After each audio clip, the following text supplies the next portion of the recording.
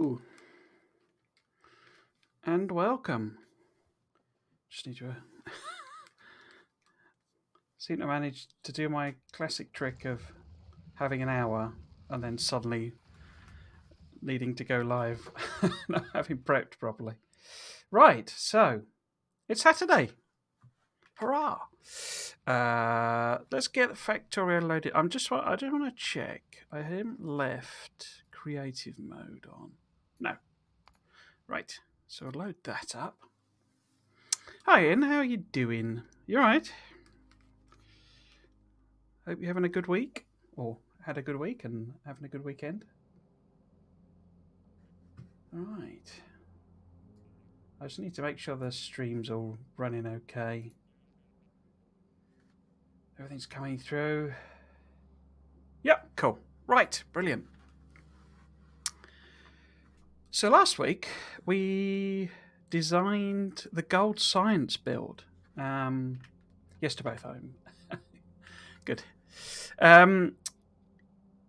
Yeah, we designed the gold science build. Now, what I was initially what I was intending to do was do what I've been doing for all the other builds in transferring that over to this save. But I kind of decided that would take the entire weekend and probably a bit more of streaming. And since I'd shown the actual design process, what I actually did was nip over into creative mode, which is why I was just checking that there. And I blueprinted it, basically. So I did actually tweak it slightly. I'm not sure whether that'll be big enough to see.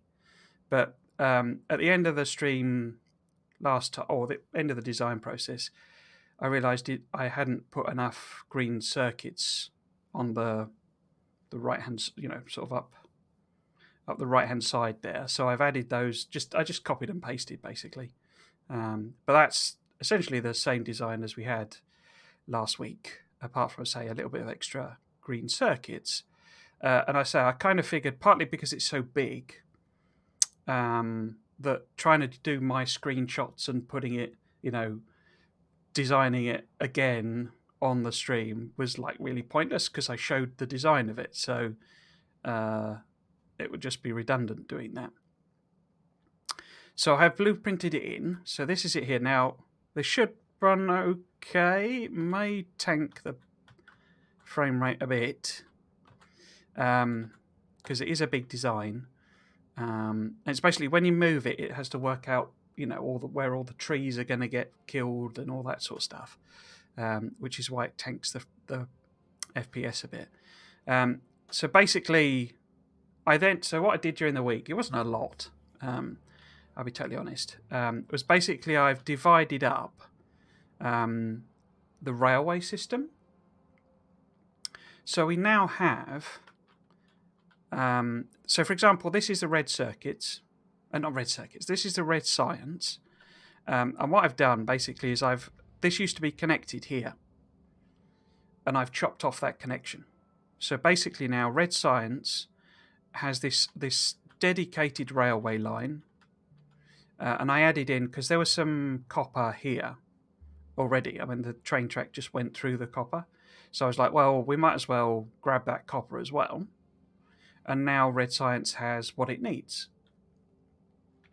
Of course, it may run through all of that copper and iron, so we may need to add more on. But it's quite a lot. We've got, what's that, 25 million and 20 million. So, and obviously we've got, what are we up to?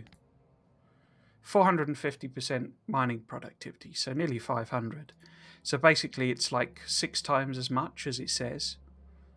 So it should last a while, I hope.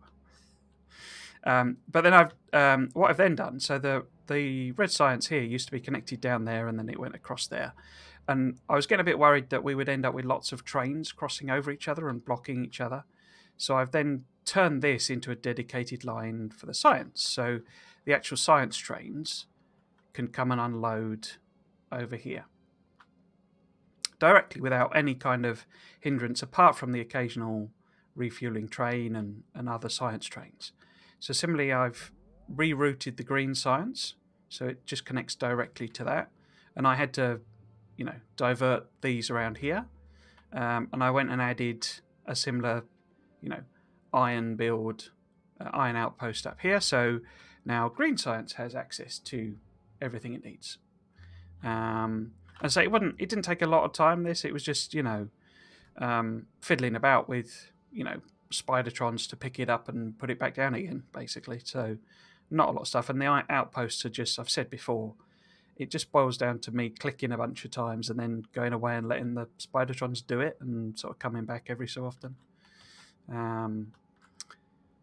What else did I do? I did the similar job basically for purple. I've also, this outpost here was, I'd sort of earmarked this already, so I've literally just plopped that in. So we should have enough of everything now for purple science to run. We've got loads of iron outposts and it's really iron heavy. So we've done that, and therefore I've done a similar job where basically purple science, all of the trains bringing the resources in are on a dedicated system for those outposts. And I've hooked the purple science again up to these. And I sort of set that up for military and blue, but with a slight realization that basically when I was originally putting these outposts in, I'd very much intended it to be, so if this, obviously green science doesn't use oil, but if green science was using oil, then the train would come all the way around here and all the way out here and it would grab the oil. So basically I set these ones up so there's no iron, then there's no copper, and obviously iron and copper are like the most crucial things. So I have identified where I need to put outposts, but I've not done the grinding to actually put them in. But we got everything else. We got oil and stone and coal and stone brick and more oil, and so there's the basics. But I just haven't got the actual resources that I'm going to need. So what I've done then is also I had this issue that blue was going right the way here, and so I've rerouted blue here, and it connects back up over here, and that just gives me a big buffer. So if trains want to go, out here, they're not going to block each other from coming in and out of stations, because that's going to be the key thing. But also I can obviously reroute. I could just take this somewhere else, except that this is where I want to put science. So I'm going to put science. I'm going to put gold science, yellow science outside the walls, and we'll plop it over here somewhere. But we need to work out exactly where. We need room for all the trains and connections. So that's what we're going to do. We're going to plan it out today. The other thing I just wanted to show was I'd already done this like last week in the sense of designing these. It's a spaghetti mess, but basically what this is it takes the output from 2 science trains and combines it together onto 16 lanes of belts. Okay, and the reason for that is I've tweaked this so that it's a perfect square where it's 16 by 16. There's now too many labs. I'm not producing enough science to actually feed all of these labs, but that's fine. I don't mind about that because what will happen is basically each of these labs is being fed with the science. And so say some of these, they'll sit idle because there's not actually enough science coming in for this number of labs. But I say I'm happy with that. All I need is enough labs to eat all of the science. I don't care if some of the labs are silent, as it were. But basically I designed this already, and I've just copied and pasted it up, and therefore we've got each of the sciences. So we've got red and green, if we can see that, red and green, blue and military, grey, purple, and obviously the gold is what we're working on, and then white science is all on its own. So it's just literally, along the bottom here is just white. There's space science, and that's the next big build we need to design next time, probably, because what I'm anticipating is, we'll put the gold in. During the week, then I'll grind out some more outposts, and then next week we'll do the design for the space science, or at least start it. It's going to be quite complex and quite big. But I quite enjoyed doing that designing last week. It was sort of a different way of doing the streams. Right then, so what we need to do is we need to head over to that area. I'm not going to take the rest of the spiders over yet because I want to kind of work everything out. You've not got anything anyway, have you? No. But what we'll do is stick some more legs in and nip over like that. So I hope your base building has been going well, Ian. I think you said you were on to blue science, is that right? I think I might have got mixed up. My apologies if I have.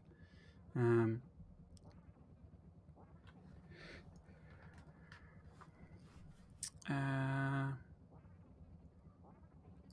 was just trying to think. I think that was all I really did. So it was a lot of, a lot of just walking. Because, when I'm building an outpost out here, I've got to get the Spidertrons to walk all the way up there, around there, around there, around there, up there, around there, around there. And then they get up there, and then I've got a load of artillery trains that have to turn up, clear out all the biters, and and then fill out all the all the proper design, and usually discover I've run out of material, so then I have to go all the way back again to grab a bit more, and then come all the way back again. I say it's just very, very long-winded. I say it's one of the things I think I've really learned with this is that it's probably better to, pick up all of these smaller patches, even though they'd run out quite quickly. I was still looking for a PC. Oh, that's right. Yeah, because you're on Mac, aren't you? GPUs are crazy. Yeah, it's absolutely bonkers. It's I don't quite understand how they've. Well, I do. I think it's because a lot of them have moved to like different. I don't know how much you know about GPUs, but different size processes. So they're on like 6 nanometer, 7 nanometer, these sorts of things. And I think everyone's moved to the same size at the same time. And so you've got, I know, for example, the car industry, because it's one of the areas I work in. They're like really struggling because they just don't have. Because obviously cars now are just rammed full of computers, and they don't have computer chips either. And it's because there's basically only a couple of like companies that make these chips. The most advanced, efficient chips, and so you literally, everybody is competing essentially for the same, a very small amount of supply, and it's basically, so you've got all the consoles have launched. You say all of the car manufacturers are launching new models for electric cars, and Intel and AMD are both doing new CPUs as well as GPUs. And say it's basically so everyone wants the same chips. Are we over there? What's? Oh yeah, we have arrived. Yeah.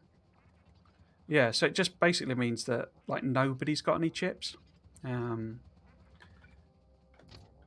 yeah, I mean GPUs are absolutely bonkers. I mean the best advice I've seen basically is to buy a pre-build. I mean I wouldn't normally recommend buying a pre-build if you if you particularly want a gaming PC, because they're a bit more expensive than building them yourself, as used to be. But nowadays it's a case of you're almost better buying a pre-build, buying all the other components you need, taking a graphics card out of the pre-build, and then either selling on the rest of it or just throwing it away basically. Right, so what we need to do is work out how and where I'm going to plot this gold science. So at minimum, it would be here. So the actual science is like coming out of, where I'm overlapping the Spidertron. But I've got quite a lot of stuff that I'm taking in the top. What I'm anticipating doing with this, well, this is sort of the problem.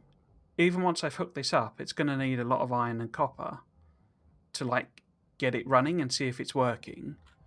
And there's no outpost with iron and copper. So I might have to, depending on how long it actually takes to do, I might have to like temporarily hook it back up, basically. So this gold, like hook the trains into this bit here. But yeah, so basically, I mean, it's it fits more than enough. I mean, it's actually very similar size to the purple build, as it happens. Weirder shape, but very similar size. But as you can see, the purple build there, and obviously I've not really optimized this particularly in terms of distances, but we're completely, it's sort of, what's that? That's sort of 4 times the area to get all of the trains in. And obviously we need a plastic build, and we also need a sulfuric acid build. So what I'm thinking is essentially just if I try and plop this sort of in the middle here, something like that. Oh, dead grey trunk is in the way. So plop that in, and then we'll sort of go and have a look at what trains I need to hook up where. Because I might do what I did with the purple build, which was add on a load of combinators so that I could see what I was meant to feed in where. Oh, bum. What are you putting in? What are you... Oh, you're taking out... Sorry.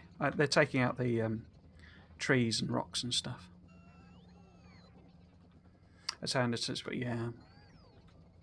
It's a very bizarre situation to be in. I mean, it always used to be... there's nothing wrong with pre-builds. It's perfectly valid way of doing things, But if you wanted, a really high-spec machine, if you went pre-build, you'd have to get one of, like an Alienware or something like that, which would be... You're paying over the odds, basically, for the higher components. But say that it's particularly GPUs are so expensive. If you can even find them, that's the other thing. That because they get them on deals essentially when they do these pre-builds. It's just easier and actually cheaper to do that. And I say it's a very strange situation. Right, so that's all the sort of trees basically gone. What I need to work out is what I'm supposed to be feeding in where, I think. So if we start here, so this is the output. So I'm going to stick some balancers on so that I can... where's the... There it is. So I can make sure I know, which ones are the gold. These won't be final because it's spread quite thin. So really I can stick, 2 together. But this gives me an idea of the space I need to leave. Because basically, I mean, I can stick 2 of those together, no problem. Because it's only like 7 machines or something, isn't it? Or 6? Yeah, 7. But the question is, in terms of this, what do I need to put in where? So we've got... That's coming up, isn't it? And that's going up. Okay. So we don't actually need any inputs here. So this is a reasonable place, probably, to put the science loading. Like that somewhere, maybe? We're going to need a bit of room for balancers and stuff. So if you imagine the science is, the science loading is there somewhere. What do we need to put in here? We need copper, don't we? So if I put some of these on, like this, and set this to copper. Where's copper? There's copper. Like that. So I need to put copper in there. Do I need anything else going across? No, that's all copper, isn't it? And that's... Oh, that's the output. And that's the iron. Okay, so that's fine. So this would be copper on all of these. Don't need to sneak anything along the way by the looks of things. This iron is all being fed through, isn't it? That's right. Because it's coming from, from over here and going up. So that's all fine. Don't think I've got any new extra bits. It's literally all feeding up. The question mark one, though, is the lube. Probably best if we try and put the lube, the lube build. Oh, that's what we need, lube as well. Need a lube build. So probably best to put them over here. I'm not sure whether I'll plumb the gold science into this or maybe give it its own route. It's probably best to give it its own route so I'm not having too many trains going up and down here. So that would mean clearing out. That's it. I mean, I cleared this out with artillery basically, which is just a million clicks. Right. So I think therefore, if we have the lube coming in this way, that's a fairly easy thing to weave round because it's just in pipes and it's a tiny amount of lube we actually need. So if we do that, and where's the other? And it's every so often. It's every other one anyway, so it's not like I'm going to need a massive pipes. I mean, it's only 3 rows. Okay, so that's lube, but we will make. I'll put a little note here. We probably need. Do I need a lube build? Maybe it's there. Maybe. We'll see. And these do not have input on this side, do they? No. All of the input is over here. Okay. So that's nice and easy. This is iron plate. Iron plate. But we need loads of these, don't we? Oops. So that's iron plate, iron plate, iron plate, iron plate. Now, is anything coming that way? It isn't, is it? It's just from the bottom there. Okay. What are you? You're copper, aren't you? Was that copper or... That must have been copper because that's iron plate. And that's the output. What's coming up there then? Oh, that's steel. Okay. So what we need here is sulfuric acid and iron plate. So this needs to be sulfuric acid, which should be under fluids, wouldn't it? And this needs to be iron plate. Cool. Trying to sort out the pre-built components to see if they are proprietary or if I can use them in the future on my own build. Okay. You're right, you can't even find stock to purchase even if you want to. Yeah. It depends. It's got sort of... I think usually with pre-builds, or my experience with them, is it tends to be motherboards are the sort of proprietary ones. The GPUs generally are the genuine article in the sense that they are, so if you buy a 3070, NVIDIA 3070 graphics card, it will actually be the card. It might have a weird heat sink on it or something like that, but it will be the genuine article card. But the motherboards tend to be bespoke to the pre-builders. They don't tend to be like, so you wouldn't get an Asus motherboard in it. You would get, Alienware's own motherboard. It would probably be made by Asus, but you know, it's a bespoke motherboard made just for them. And power supplies generally are often tailored as well, so that wouldn't be a Cooler Master or whoever power supply. It would be one that is built specifically for that system, and it would be power matched essentially. So you wouldn't tend to have a lot of headroom on the power supply, because obviously a more powerful power supply is more expensive, so it's cutting into their margin basically. So but the chip, the CPU would be an official Intel or AMD chip, and the GPU would be the real article, as it were. Has tended to be my experience of them, but yeah, it is definitely worth checking it out, because, as I say, you do get. I mean, Dell's a bit of an exception. Basically, everything Dell, apart from the GPU, is, well, and maybe the CPU as well, would be bespoke to to that build. And obviously, laptops is another sort of viable option, because you can get some meaty GPUs in some of the gaming laptops, but they're quite expensive in my opinion. But they have advantages. It's obviously very, very transportable, a laptop.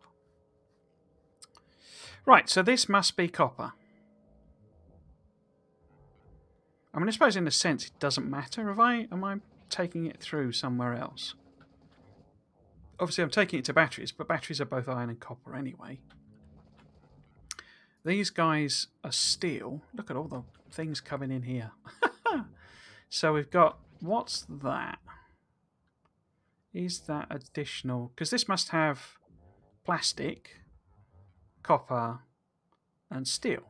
So where is the steel? Must be coming this way. This must be. Yeah, there's steel. So steel must be that one. Yeah. And that just ends, does it? That might be interesting. They're not connected, but so I must have fixed that, as it were. But that's steel coming that way. So this one here is steel. Where is the plastic coming in? Am I feeding the plastic through the middle? I am, aren't I? There we go. Right, so this must be plastic. I should have gone and looked properly at what everything was and taken some more photos, but I forgot, to be totally honest with you. So that must be a bit of iron plate. And I must have another extra. Yeah, there we go. Must have another extra input, because it probably wouldn't get all the way down. Oops. So that's that there. That's that there. There. So it tends to suggest maybe we have the plastic build here. Kind of depends, because they need red circuits. I think everything needs red circuits, doesn't it? So maybe plastic, sort of plastic build is here somewhere. I'm not fussed about putting them in, because I can just copy and paste the things I've already done. Really, quite easy. So plastic. Oh yes, I need to put. Now, is this coming in at the bottom or at the top? Coming in at the bottom. Okay, so we want one of them, like so. Do.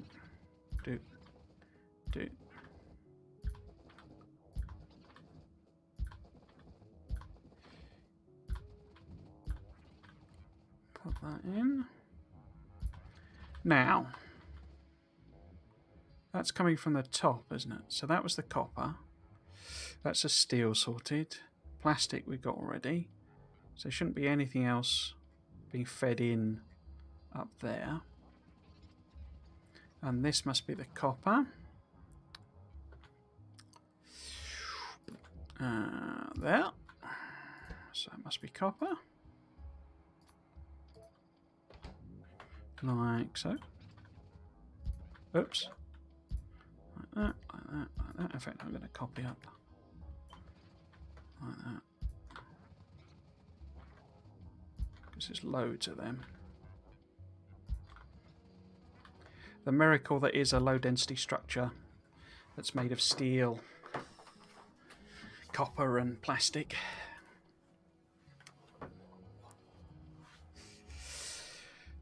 Okay, so that's low density structures are sorted because we're sending plastic in, we need a plastic build, we're sending steel in, we're sending copper in. Were they sorted? So we've got sulfuric acid and iron plate for them. And obviously we've got the option, I guess, of sending some more iron plate up here if, you know, if it doesn't quite make its way through. Iron plate, copper doesn't quite make its way through. These guys, did I put everything on them? Yeah, so they got iron plate. So are electric engines sorted? Not electric, robot frames sorted because they've also got green circuits. Ah, there we go. Oh, okay, I haven't finished these. I got ahead of myself. Because we've got... oh, no. No. Because that did work, didn't it? Everything, all the iron plate coming out of there did feed all of them. I didn't need an extra input, I remember now. Electric engines, what are they actually made of? Because in its engines, circuits, yeah, so we're all right with that. And those are pipes, gears, and steel. Yes, that's all fine. Okay. So it's just the... oh, have I run out of juice? Oops. That's a misclick. Do that. Spider's got a ton of stuff in it. Let's see if we can convert a lot of that to a landfill. So it's got a bit more room. Oops. So I assume it's sort of clogging things up. And that's that. Oh, that's fine. Cool. That's all converted to landfill then. Right, so the complexity that is the blue circuit book, because these guys need sulfuric acid as well. And the batteries did, didn't they? And I had the batteries there.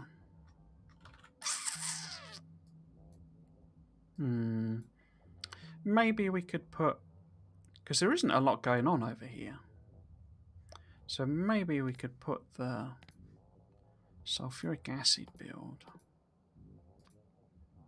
somewhere here, maybe?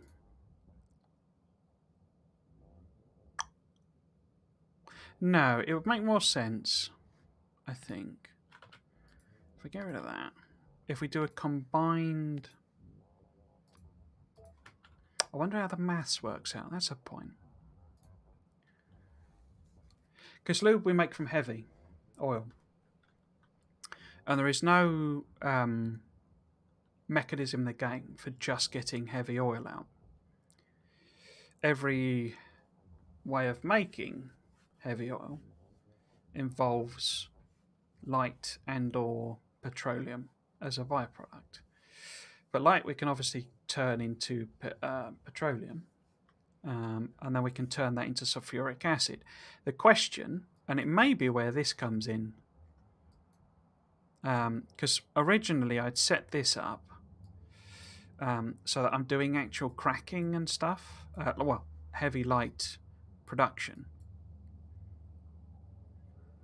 There's no cracking here, but it's the, the heavy, the advanced soil production. And this was how I was thinking I was going to do oil outpost, but in the end, I just do this and convert everything to what I need. But this is possibly a bit of a saviour here, in that if we're not using lube particularly quickly, it will limit the amount of sulfuric acid production. So what I could do is I could train in extra, these two, crack them as a sort of a fill up, or I could bus in all of them. Actually, thinking about it, I could bus in the heavy directly and stuff. In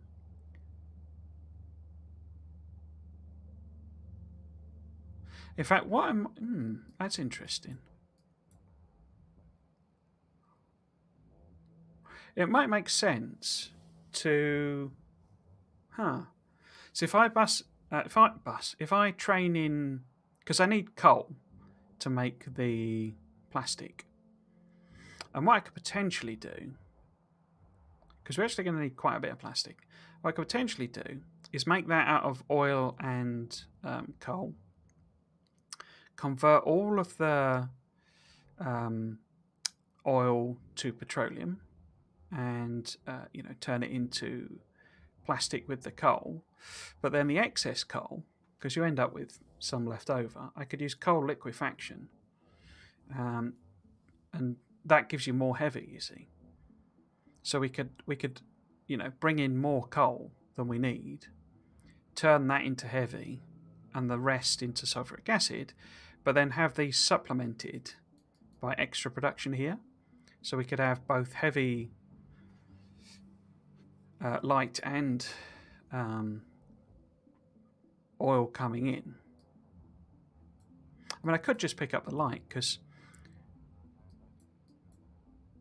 not the light, the petroleum. That might be interesting, just a bit of a different build. In which case, I probably need a bit of dedicated space for that, rather than putting them there. Yeah, I hadn't thought about that before.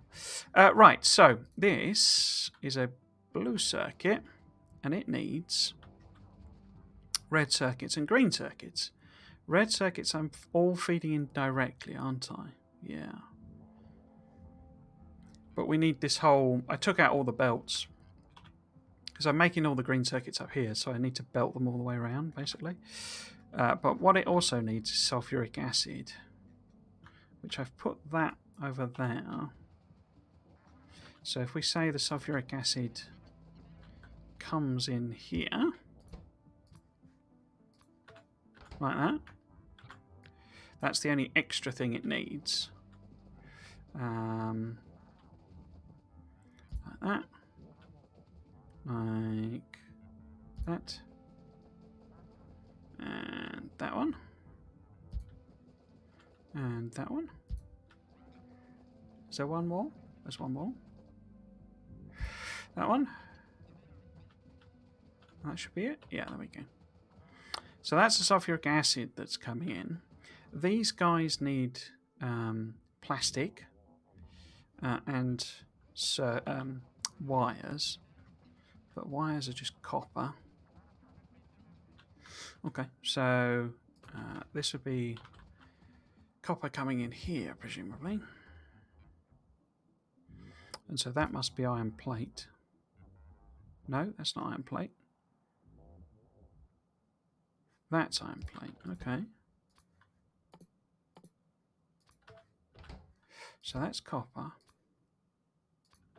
So what the heck is this?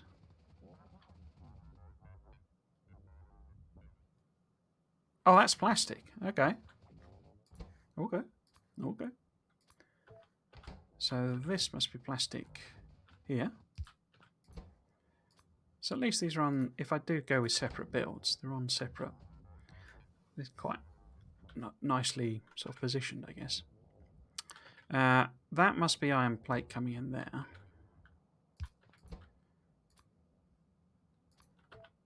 Cool. And is that it? So plastic. Oh. It's in the wrong place. Iron plate. So we've got the two iron plates, we've got the plastic, we've got the copper. And we're sorted. So I can copy that one up to... Oh no, sorry, down to... down to here. So that's that one there. And that's that one there. So we're also... Oh, I've put wire on that. I meant copper. It doesn't matter.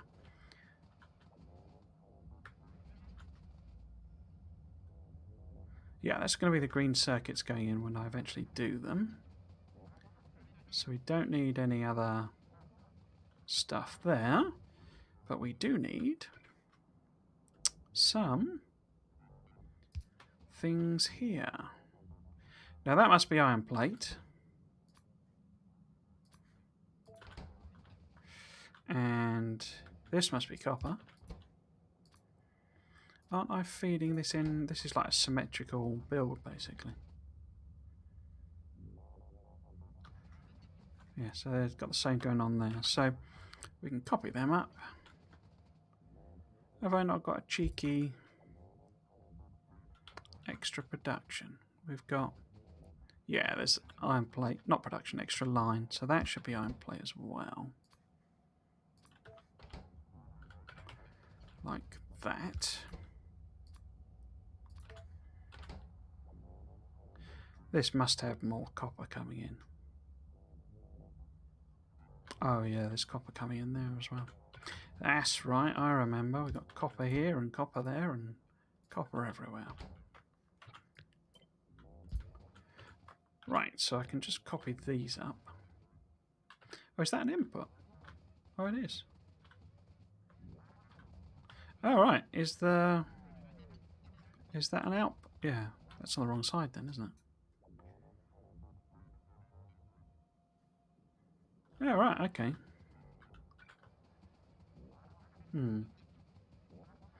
Might end up changing that.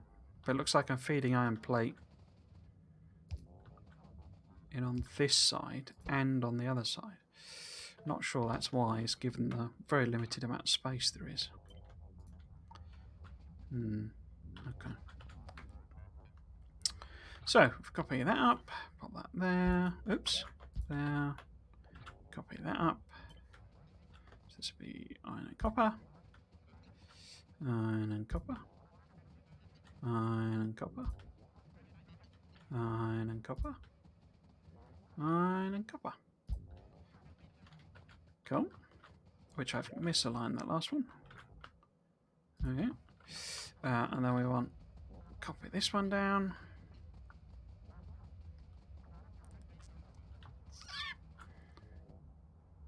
So which one was it? That's going that way.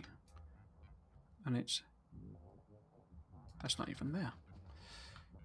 Oh, it's not symmetrical, that's why. Okay. So that's iron.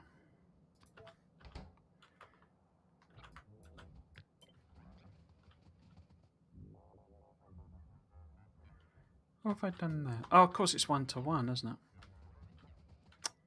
With the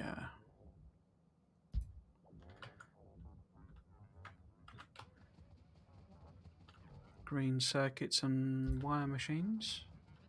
Or nearest damn it, anyway. Right. Get these in. That's fine there. And then we want copper.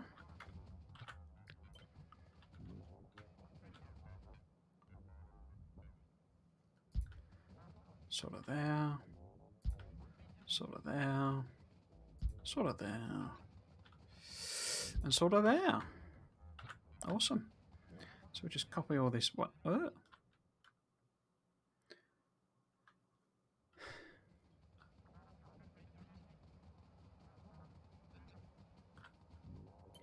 Cool. And then plop this on this side. Align. Oh. Why is that not aligned? Oh, because it's not. Huh. That must be it there. But isn't that going up?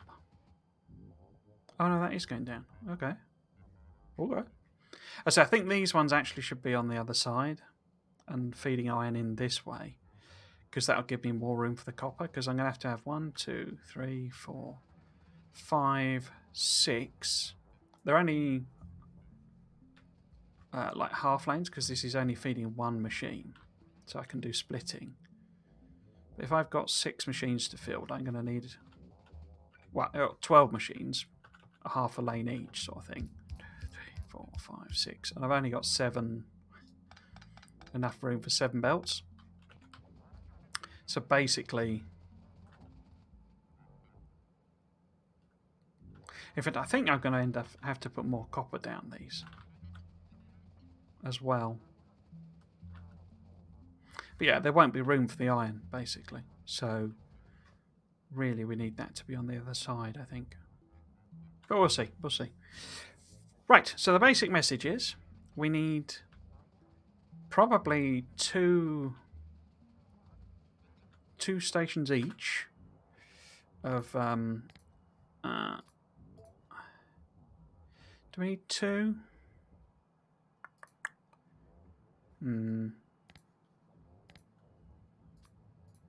Let's see if we can get away with a copper and a iron. Oops. Station. Copper for these. If I'm making sulfuric acid, I'm going to need iron plate for them as well. Okay. And then we need more here, basically. So more copper, more iron for them. And all of these, in fact. So we definitely want at least one more iron and copper here on this side. Then we want...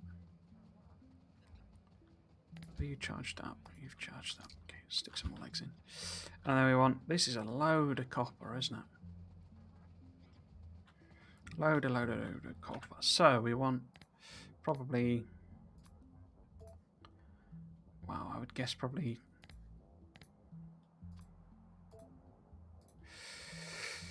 I say it's a lot of copper.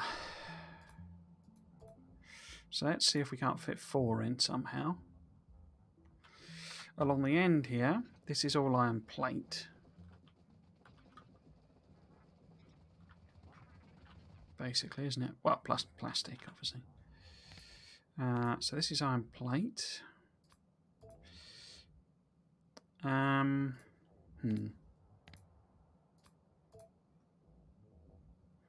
Let's go with 3. So, low density structures. It's 20 copper, only 2 steel, but every steel is 5 iron plate. You know, setting aside prod module bonus. So it's more like 10 steel. So maybe 2 will be okay. I don't mind coming in and sticking extra stations in if needed. I mean, I do have iron being fed in there, so maybe better if I think of it in terms of to give more room for the copper. I wish you could move tags. You have to reset them all the time. In fact, maybe if we think of this more like 2 here. This is completely exposed, by the way. I haven't done any defences here. So there could well be, in fact there probably are, biters encroaching on us as I mess about with this. We'll have to see if they... it's a bit of a race. Let's think of it as a race. Can I get this set up before the biters make their way up? The answer is probably no, but because they do encroach very quickly at high evolution levels. So we need more iron plate here. Okay. Right, and here as well.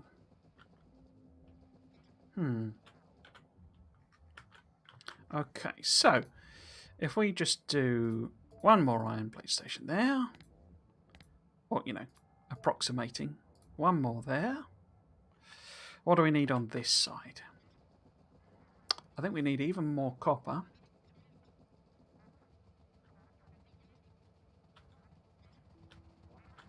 Yeah, we need even more copper. But that's it, isn't it? I think I'm going to preempt it. No, I've already got that there, so that's fine. But yeah, we need more copper. So let's imagine that's there.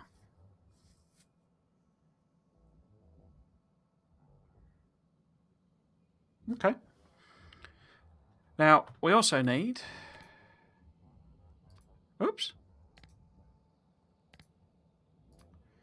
Coal for the plastic. And oil for the plastic.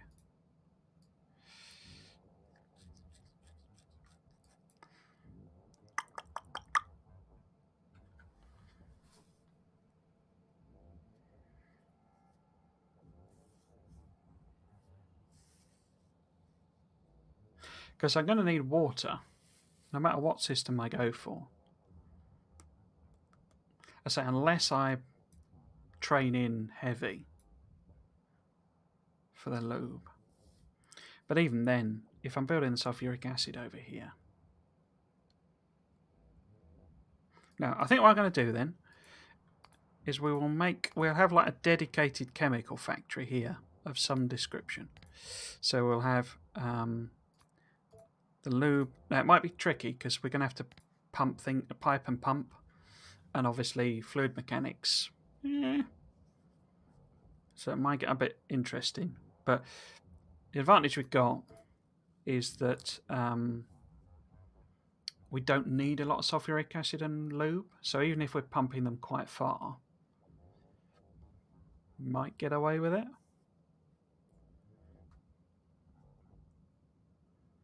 Right, so happy with that rough distribution of stations.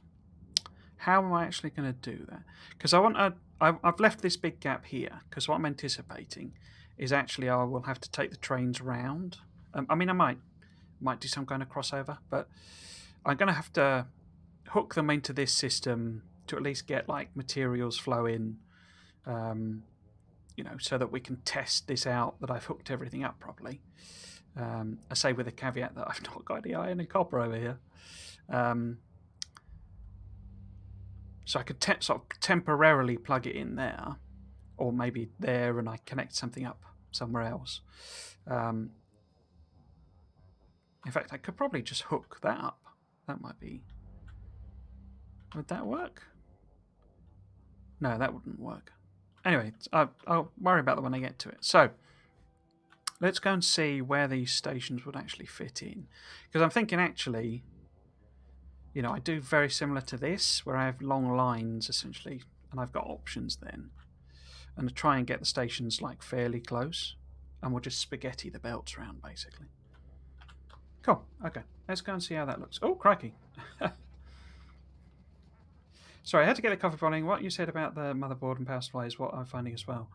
I'm leaning toward the HP Omen 30L. They have the new 11th gen Intel RTX 3070 and a Cooler Master 800 watt gold power supply. I'm not sure if it's fully modular. I do think the BIOS is locked, but they will be fine. Yeah, HP was actually my first when I way back in the mist of time when PCs ran on Steam Power and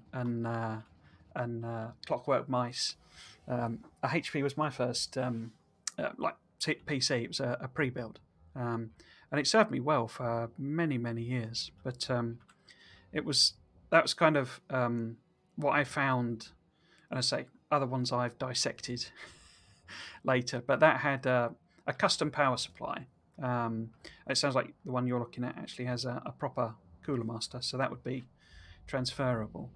I say I would probably guess it won't be fully modular because modular would be more expensive, and effectively they would be when they build pre-builds, they build them complete. They're not really intending for you to hack them apart, as it were.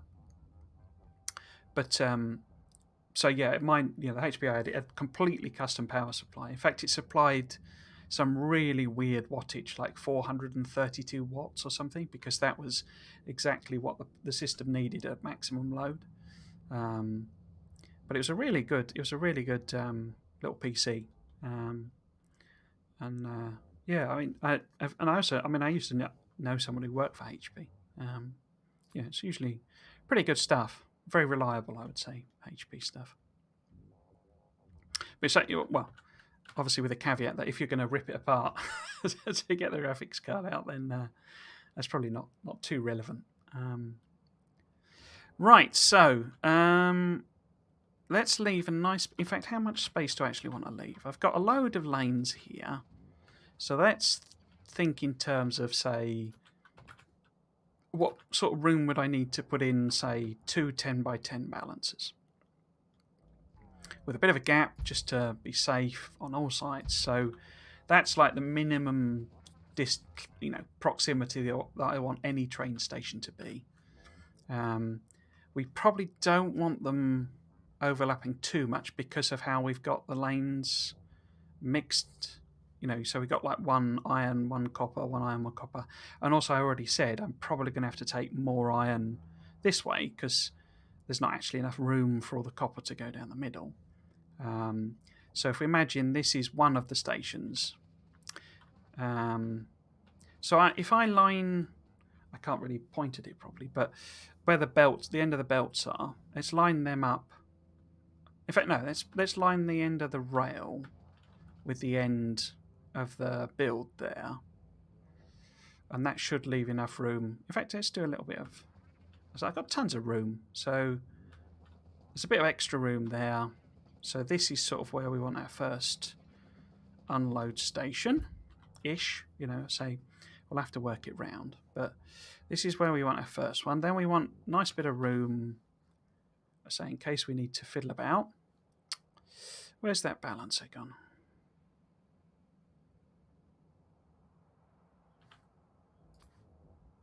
What did I do with that?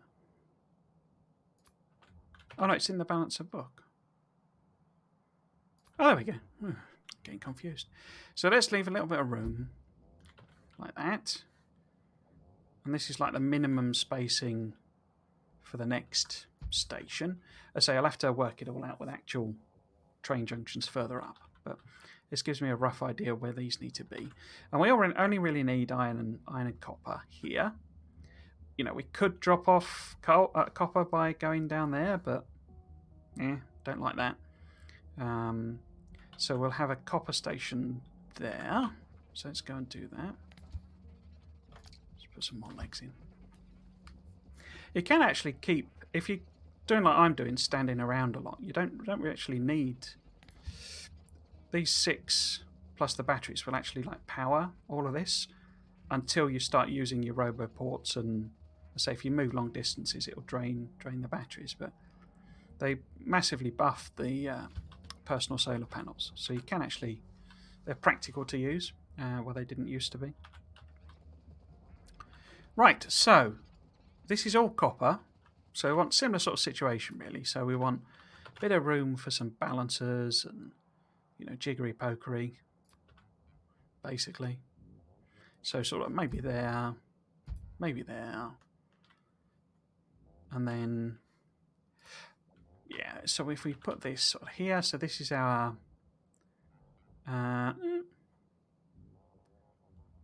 let's put it there. So this is like our copper station over here. We then need a whole load of iron.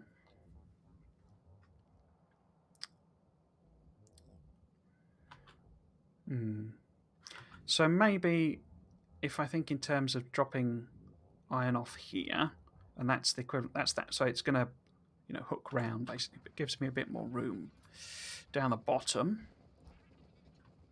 So we want room for a whole bunch of lanes here, just in case. So something like that, something like that. Then we want the station to be sort of maybe here. So that's iron 1. or one of the irons rather, and then probably best to line it up somewhere there, I would have thought, because we need 3. Yeah, so we do something like 1, 2, 3.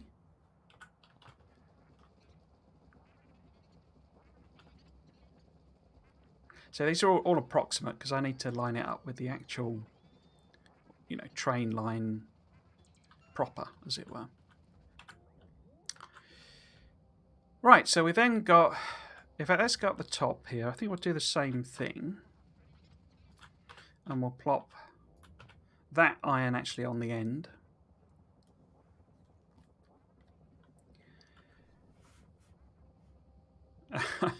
(286 to 486), crikey.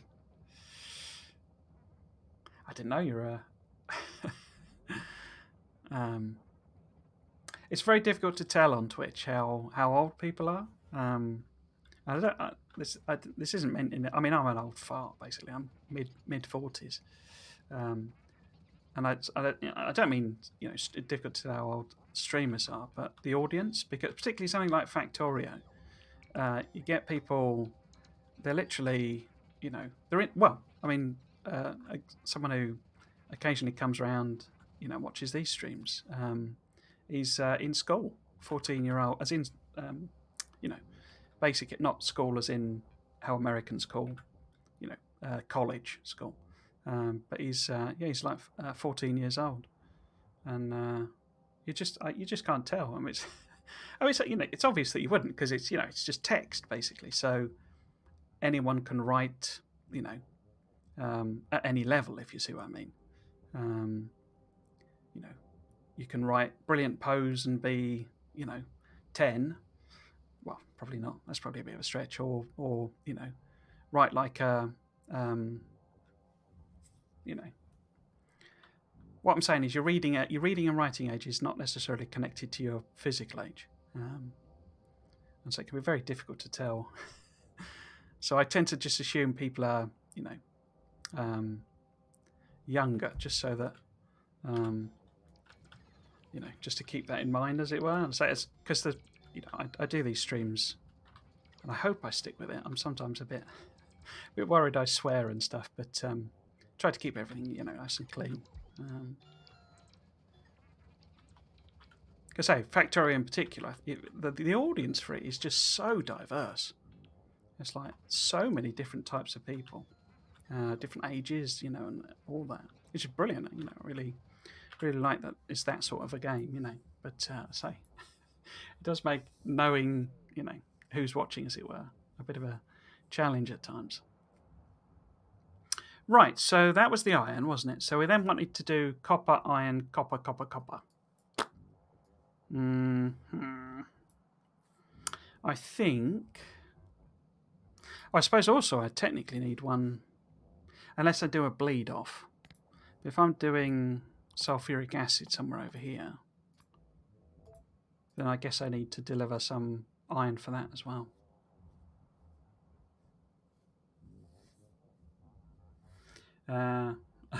If you can remember playing the Black Cauldron, it tells your age. I'm not sure if I did actually ever play that. I was so my first games were the Monkey Island games. Played a lot of. I mean, that's not actually true. I played. My dad had an Atari 2600, and we would play games on that. But my first computer, system, whatever you want to call it, was what was it called? Amstrad CPC 6128, I think it was called. I think it was. I don't know if they were international, but so my first games that I played were things like RoboCop, the original RoboCop game. I played that to death. I love that game. But like Batman, there was an original Batman like adventure game and things like that. But I would say really proper gaming was more the Amiga 500 era, when it was like basically the Monkey Island games were my that was my jam basically. I'm from 80. Oh, hello, Droppy. From 87, but I still only know half the alphabet. Also, hi, Twitch. 87. Yeah, so I'm 1977 was I was born, so got a decade on you there. But yeah, say Amiga, because they recently announced actually. Oh, what's the company called? But they're doing like Amiga Mini. The Amiga. Wait, so it's obviously emulated. It's not, it's not really the same hardware. But they're doing like a mini Amiga, like they've done the mini SNES and mini NES and all that sort of stuff. And apparently it's going to have a few of those classic games on. My only concern with that is because obviously it was like Mega Drive. Was that on? I can't remember what they called it in the States. Was it Saturn? But it's likely they'll actually be the Mega Drive versions because I'm not sure a lot of the like original Amiga code exists anymore. I think it's kind of been lost to the mist of time. But I know Zool is meant to be coming out, but I think that was cross-platform.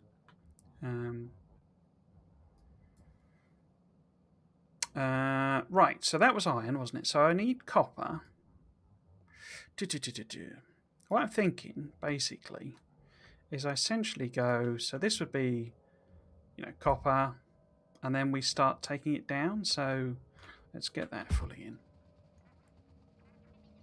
So that would be the copper one. I say these are all sort of temporary. It's just to see how it works, roughly speaking. So that was the copper. So that's iron plate again. Might actually be better put that there, and then I can have like a whole row. So that would be, say, there. I can always fiddle these around as well. This doesn't have to be the order I put them in. But I've lost count there. So that was going to be iron. In fact, that's probably better if that is iron. So 2 irons.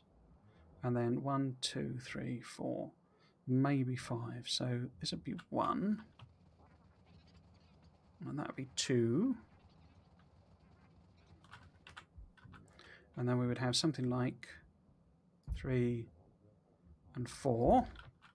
And then copper on the end, maybe? I can't remember. I think that was actually iron on there, wasn't it? So that's a rough idea of the stations.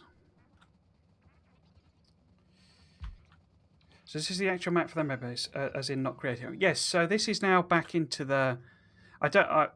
forgive me, Drop. I can't remember whether you've seen the full Megabase map before. I know you started following last week, so I don't know if you've only seen the creative one.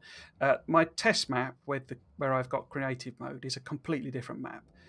That was a bit. I don't know if that was a bit of a mistake. Actually, I should probably have really actually done it as the same seed and stuff, because then I could have properly planned it out rather than sort of random things. But this is the Megabase map, and this is the Megabase. If you want me to give you a quick run through what everything is, shout. I'm more than happy to rattle through it all. I mean, you can see the obvious. This is the solar panels. These are nuclear, and this was the bus. But so I'm happy to run through the detail. Right. So if I run over here, we can just make sure all of this is on here. I never played Monkey Island. I spent hours with Tank Wars and SimCity 2. Oh, yeah, I played loads of SimCity 2000. I used to love that. I mean, it's a real shame. I don't like to do the whole EA is evil and all that sort of stuff, but they're just corporations. They do what corporations do. But it's a real shame that because they've actually. Well, it's a bit weird, isn't it? Because The Sims is obviously still hugely popular, and Maxis exists to make the Sims games. But we're out of juice again. But they tried. Was it just called SimCity, the reboot one, or was it? Did it have a I can't remember if it had a suffix on it. It might have just been SimCity, but that was a real shame, that game, because I mean, I know it had all the technical issues at launch and server issues and all that sort of stuff. It doesn't really bother me, that type of thing. But I know a lot of people got really upset, and understandably, I'm not dismissing those concerns, but it wasn't what bothered me. What bothered me about it was broken, and it was like broken in ways that like major bugs to it, as in they had that whole thing where, and it was a real shame, because I really liked the concept, multi cities, and I mean, having them in the cloud was a decision. It's very difficult. Obviously, you would have had to have lots of really big save files, on your system if it wasn't cloud based. But but the concept of having multiple cities interlinking, it was a really nice, I thought, really nice concept, really nice idea.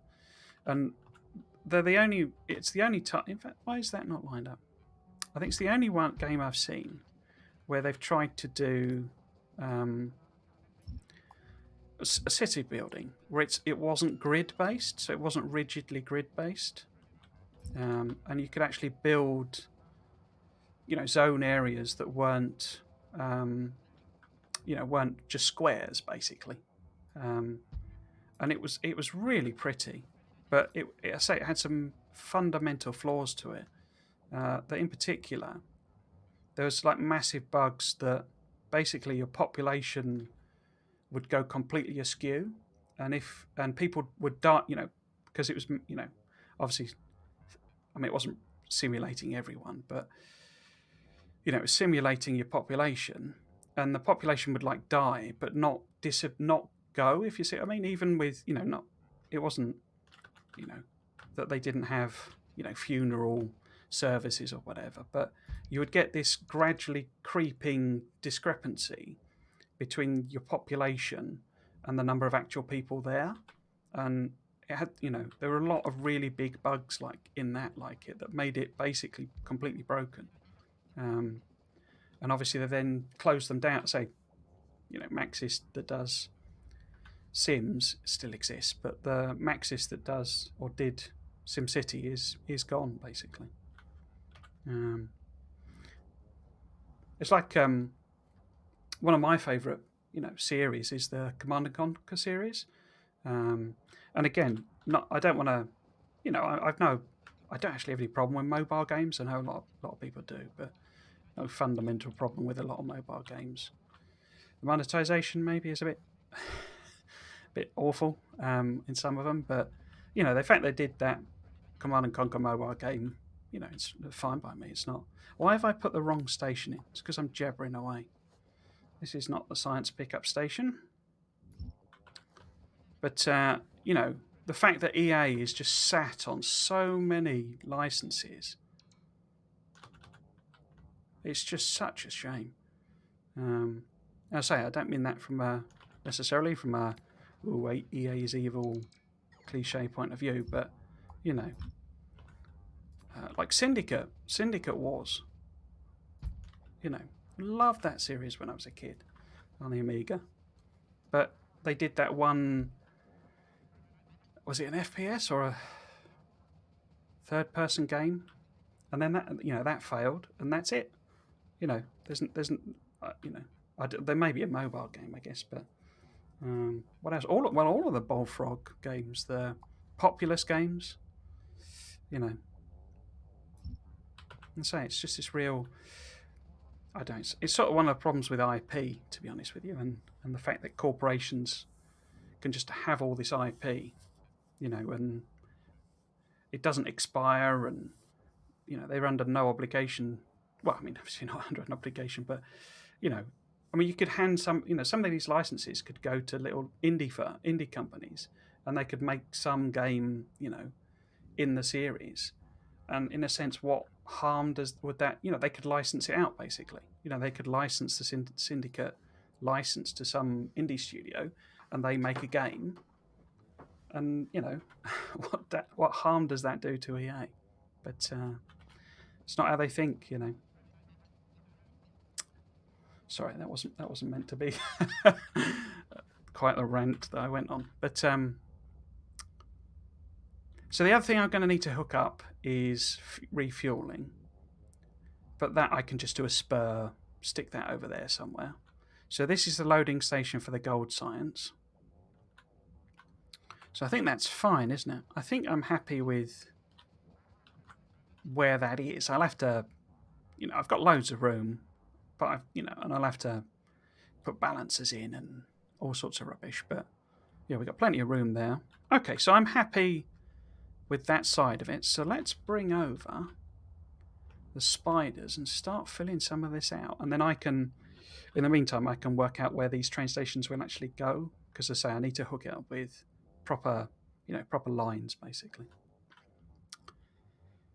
Right, so let's bring them over. Who do we need? We need probably all of you lot. So let's get you following that one. And then, there's no real point bringing them over, so we'll just bring all of these builder ones over.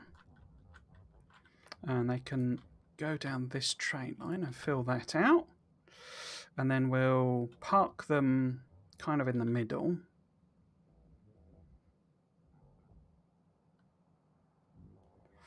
And see how much they fill out of that section there, I think. You've had the same thoughts. Yeah, I say it's sort of... and it's, there's all sorts of companies that applies to, like Konami and all that sort of stuff. And, you can talk about, Jim Sterling and all that with, ranting about the loot boxes and all that sort of stuff. And don't necessarily disagree with any of that. But to me, it's just a shame that, you could make so many great games, and I guess it's the risk thing. It's like, these companies, they're beholden to they're shareholders, stock owners, and that sort of thing. So they need to continuously show growth and all this sort of side of it. But to me, it's like, why not just set up? It's a bit like the thing the game industry, in a sense, to me, is missing the trick of is the Miramax, basically. So back in the day, Disney. I'm not sure if they set them up or they just bought them, but they had Miramax as essentially like a wing to produce, I was going to say adult films. I don't mean adult films, but as in more mature content. Because when Disney tried to make films for adult, audiences, for grown-ups with serious stories, I don't mean grown-ups in an insulting sense, but not cartoons and not kids films and family films and that sort of thing. They basically had Miramax as their wing to produce that type of content. And the films they used to make were indie films. They were small scale, small budget, creative films in general. And the idea, the point was that gave them a slice of that pie, and every so often you would fund, you would get a massive hit, because that's the nature of films. Some films take off, some films don't. But you don't cut yourself off from that smaller side of things. I say that seems to be a bit of a trick they're missing, in that, particularly like Sony, just recently, where it's massively focused on the AAA experience, which, fine, no problem with those sorts of games. But why not also have a wing, a separate company that if it completely fails, you can just cut it off then, but that is doing those smaller games. The gulf between, your massive AAA games and indie is obviously shrinking a bit, in some places, but I say it seems to be a gap that they're just not interested in exploiting. And I say, given that a lot of these companies are sitting on so much IP, you know, they could just license it out. They don't necessarily need to make their own indie company. You know, you can just, you know, license the IP out.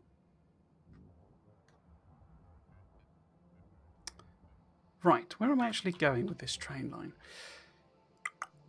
Is that going to be okay?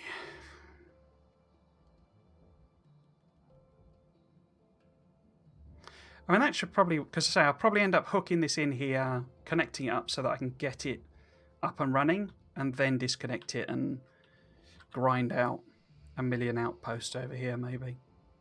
But is that, I mean, that's, it's there-ish. So let's go over here and put a T-junction in and see how this then actually lines up. Oh, hi, Night Raven. You're right.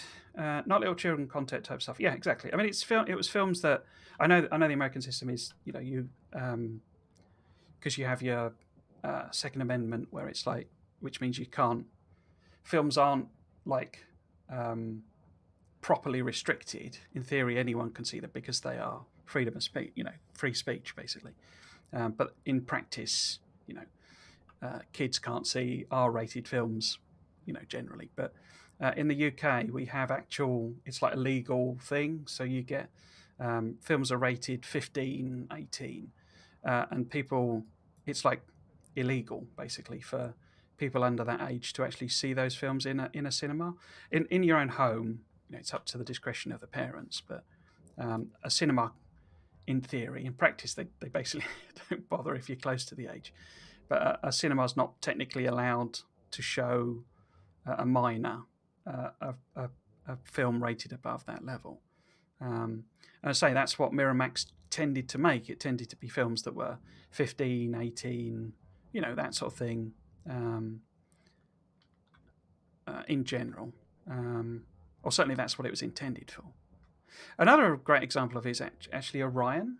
Because Orion had this huge string of like hits in the 80s of like R-rated films, you know, 18 rating films of like, you know, RoboCop and Terminator, and was Terminator theirs? I think Terminator was theirs, but Predator was.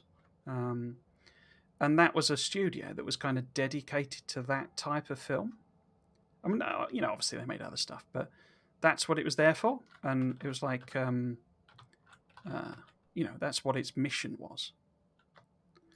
And I guess the problem nowadays is, you know, you just kind of don't get that in a sense. Or I guess they're too. It's like a fear thing, isn't it? You know, things like Deadpool, and although I think Suicide Squad's not been a hit as such, has it? But you know, that you can do adult, you know, comic book films because there are adult comic books, you know. But it's I guess it's a risk thing where they're sort of too afraid to, or not too afraid. It's just you know, why spend a lot of money on that when you can do another Avengers, which also costs a lot of money, but is pretty much a guaranteed massive hit.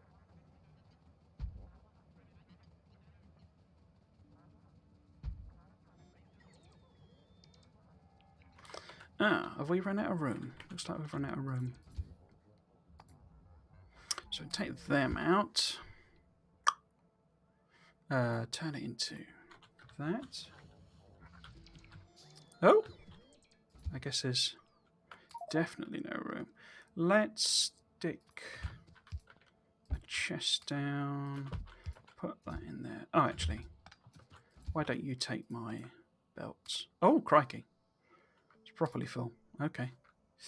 Right, so if I grab that, stick that in there, turn that in like that.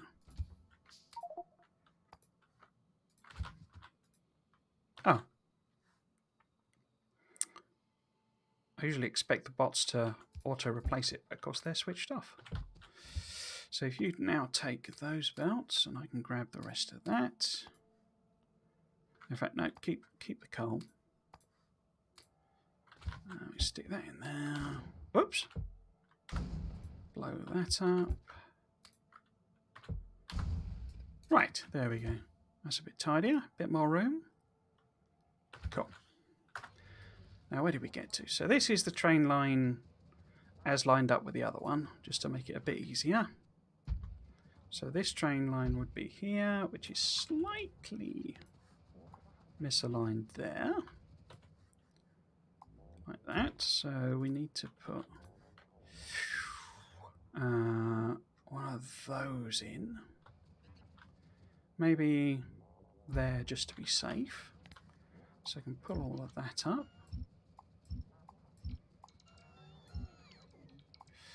Take this down to the thing there.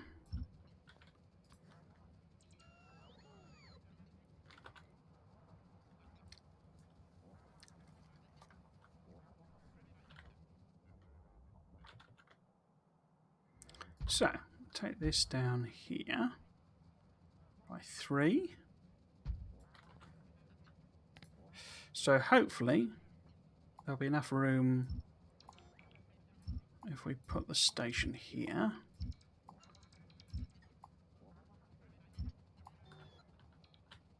Cool.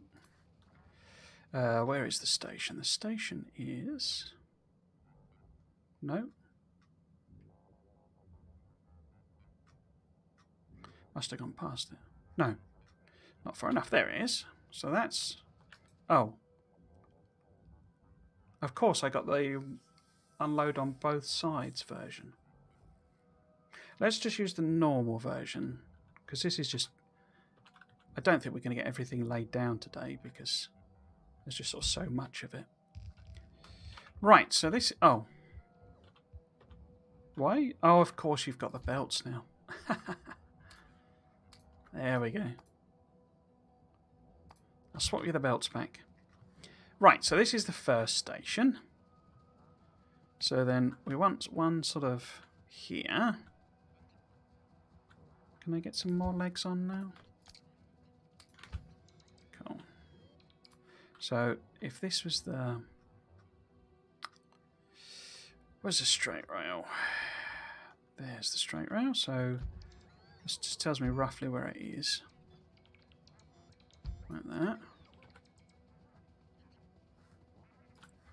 So we don't want it too far off of that. Where's the junction? There it is. So maybe if I put it there, because that's roughly aligned. I'm not quite sure. I quite like laying them out sort of properly, but I don't know that I really need to be this pedantic about it. But I mean, it's going to take age. In fact, how are the Spidertrons doing? Here we go. Okay, so we can send them down this way. Let's plop them... In fact, let's plop them in the middle there. In fact, let's get them a bit of a route. See how much of that they can do. It's going to take multiple trips, basically, for them to do all that. Because there's just so much stuff. Right, so, where was the straight rail again? Straight rail is here. I did actually tie... You wouldn't realise, but I tidied up the blueprints I got. There's a book. Separate book here. That's got all the old stuff in. Or is it? Old book. So that's got all like the bus stuff in. So all these were in this blueprint book, but it's still crammed full to bursting. Right, so we need the unload, and we'll go with a vanilla one. That's that one there. Is that still in the right position? Oh, what's going on there?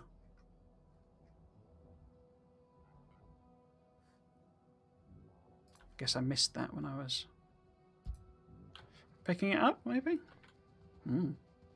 Right, so is this still... Yeah, we got loads of room there. Okay. So if we wanted... In fact, I could probably just go with that same separation, because that'll punt these that way a bit. Yeah, let's go with that. So what have we got? We got basically 3. It's kind of aligned with the 4th one, isn't it? 1, 2, 3. No, that's wrong. What have I done there? So that's that one there. That's that one there. So it'd actually be here-ish. Let's give that a go.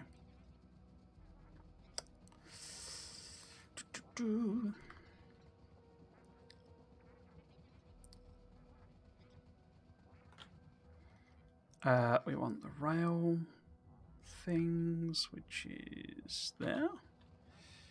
So I've lined that on that one. Line that on that. So there's 1, 2, 3. 1, 2, 3. There we go. 1, 2, 3. 1, 2, 3. I'm sure one of the last things I'll end up doing with this is like working out all of the junctions to optimize them, because they're certainly not optimized at the moment. So if that's... did I put it that way around? Okay. So we want that there. Yeah, it's in the wrong place. Right, let's go and do it again. So that's there. Did I not align that then? Oh no, okay. There's 3 of these. Quite like to give them a bit of a long run up, because it's sort of a cheeky way of reducing the contention, basically. Basically, if you get them on a nice long bit of rail,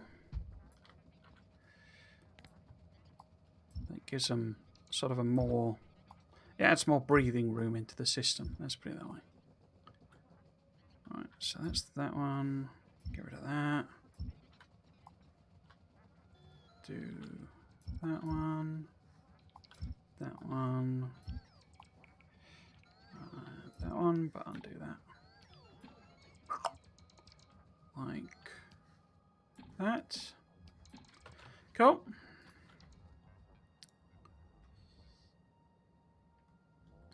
I don't know. I said hello to Night Raven. Hello. Hope you're doing okay. Did I accidentally delete, or rather undo that? There we go.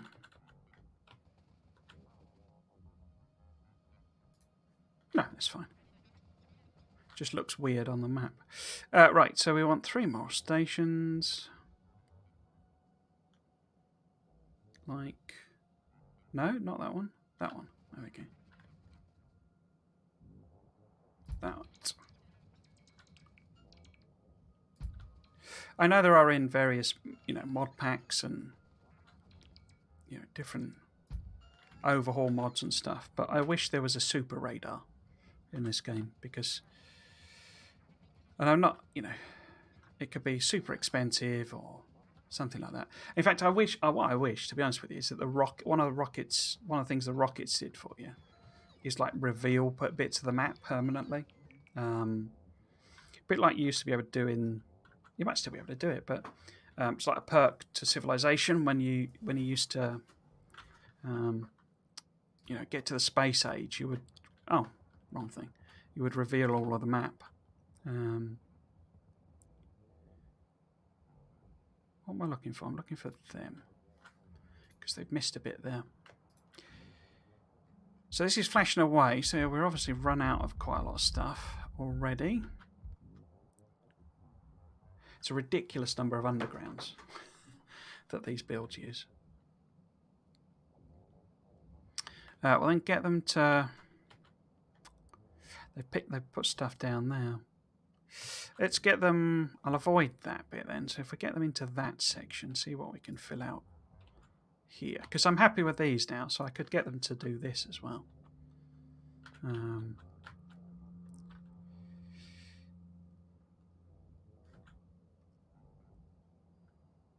So this was, in fact, let's redo the tags. So, oops, let's do them properly. So this, if that's copper, and that's that iron. Say, I wish you could move the tags. Maybe you can. I'm just being dumb. I say I don't know that I'll actually do them in this order, but let's just rearrange things for now. So this was that one, and that's that one.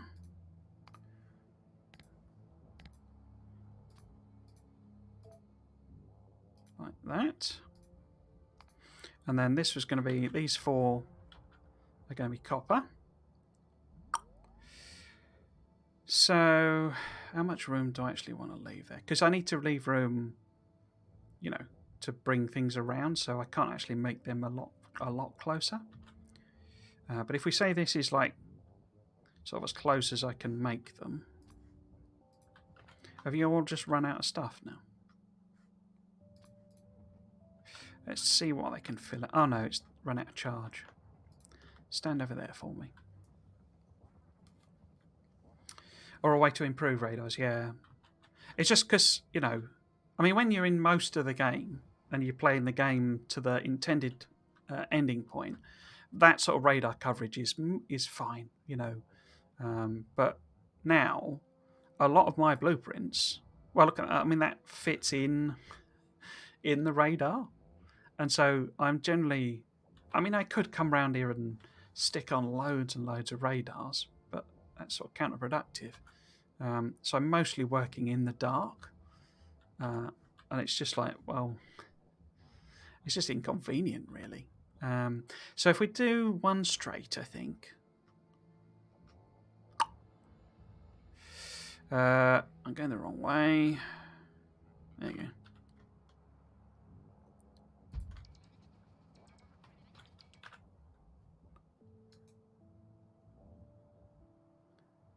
Or two straights, because if I'm thinking this is where I'm going to do, because obviously there we've got access to water, so this is, you know, I'm thinking this becomes a sort of a oil production area. You know, maybe I landfill a bit more of this. I say, because there is no protection over here. We are almost certainly, in fact, a bit surprised they haven't attacked already, but there's probably quite a lot of biters in here. I'll have to wall it off eventually. So yeah, if we do that there, and then we say we've got one of these junctions here, give or take, and then we'll work out where's a good point up here. So this is that's like a perfect end point, as it were. But how does it line up with this rail line? So that looks like it's yeah, okay. So it'll be there-ish. So if instead of there, we put it there, and I line it up with that power pole, gives us a little bit of extra leeway. Cool. So we then want to go, in fact, we can do this one from the map. Like that. One more. Yeah, well, I can keep going.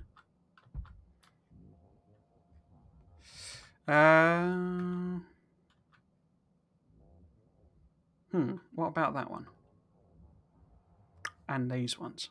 I think, yeah. Yeah, what I think I'm going to do, I'm going to have another line here.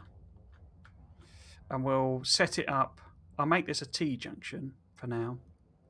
Mainly to remind me, because I'm going to hook these in.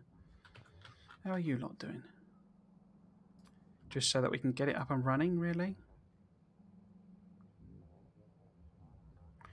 But there's some stuff missed there. But eventually I'll actually disconnect this and we'll probably have some other set of outposts. Oh God. The number of outposts I've done and I've still got to do is silly. Oh dear.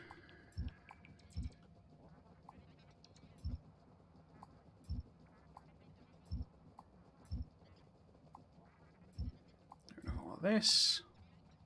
Right, so if instead of... Oh, let's take one more out. Take that out. We want a T-junction. There. If I put it there, is that too low? No, that should be okay, because these aren't... If that's going to be that sort of distance there, it's going to be about that and that. So it should be okay. In fact, let's be safe the other way, and let's put it up here. Where does that line up? Yeah, that's not going to encroach. Okay. So we want that there. One of them. Is it just one? I think it's just one, isn't it? Yeah, just one. Righto.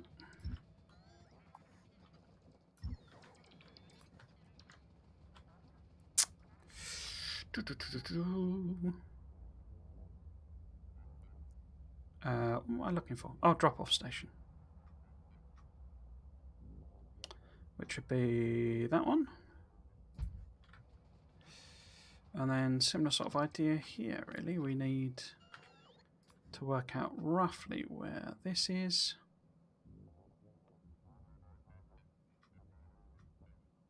It's because I got two sections with rail in it. That's probably the mistake. That's what's confusing me. So if that was that, in fact, we could do the same distancing. So we've got 1, 2, so it'd be connected to that one, wouldn't it? So let's do that instead. So 3, and then we would have. So it's 1, 2, 3. So we can get rid of all this. So they're not far off where I was intending for them to be.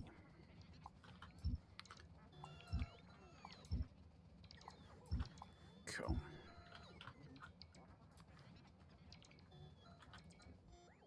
So we need straight rail, and straight rail, straight rail. I'm going to leave that as... Oh, I've obviously filled up with wood again. Hang on a sec. Yes, I know. Stop moaning. Just let me plop this down first, please. Right, so we want one of them. And one of them. Right, yes, very good. Oh, crikey. Crikey. Okay.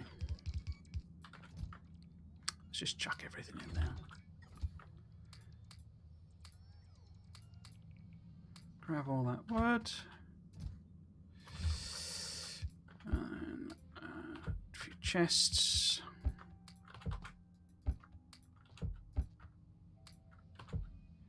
Blow them up.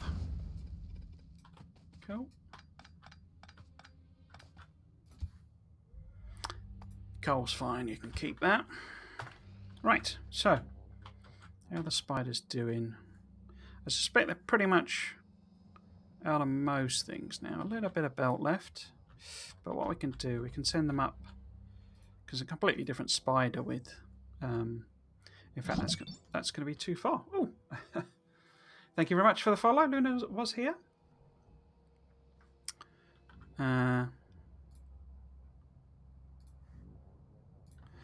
If I just send these up and down here, because there's a separate bolt with like loads and loads of rail in it, so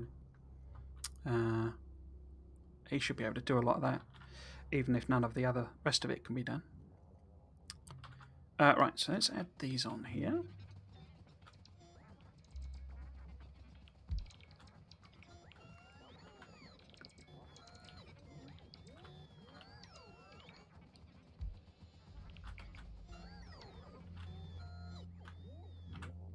Right, so I say we probably need a separate rail line here. We'll do a branch here for these. We'll have this one. In fact, let's actually move the tags again. or redo the tags anyway. Taggity, taggity, taggity, tag. Oh. So that's there. So let's delete that one, delete that one, delete that one, delete that one. So this is going to be copper, isn't it? 1, 2, 3, 4, 1, 2, 3, 4, and more copper. So we need to hook this up to a kind of ridiculous number of copper outposts, but that's fine. Yeah, and what I'll do is I'll have the oil stuff on this side of it, and then we'll just belt it round. If I have to do something with trains because fluids, then I'll do that, as an independent thing. So they've all run out of charge, so we just have them stop there for a bit. Right, so we need to work out where this one's going to be. I'll leave that bit of rail, but I'll probably end up chopped off. I mean, ultimately, I guess, actually thinking about it, am I not going to be better to move that whole thing over rather than have another branch there? Doesn't make a lot of sense having 2 branches, does it?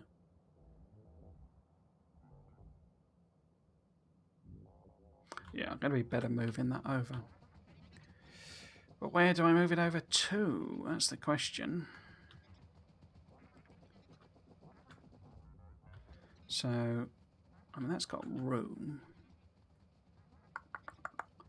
So if we said this is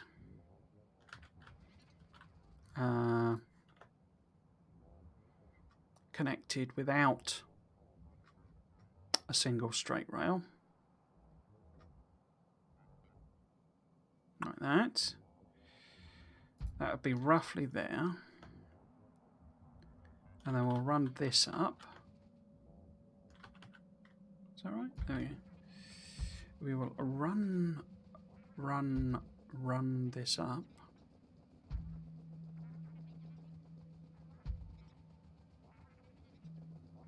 Oh, it's 10 to 5.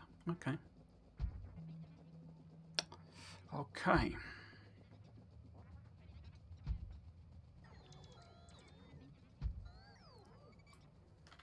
So, ideally this would be here instead. So what I can probably do is perhaps copy this and see where a good position would be. So probably there, really, wouldn't it? Right, so in that case, it's one of the reasons I like to blueprint all of this stuff out. Because, as I say, it's the big advantage of creative mode, really. Is that right? Is that aligned? Something like that. Because obviously it instantaneously plops things down and stuff. So if we run this up first.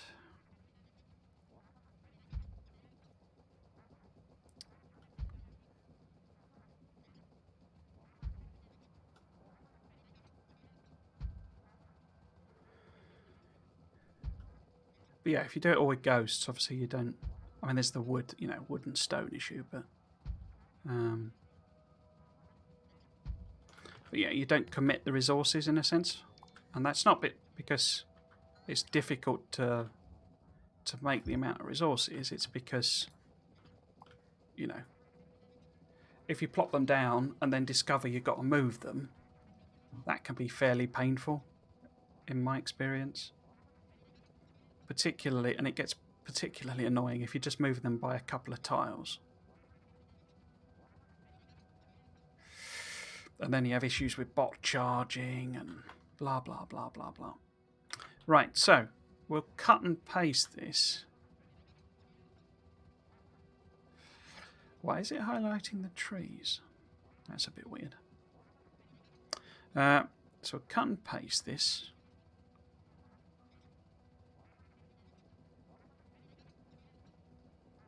Like so.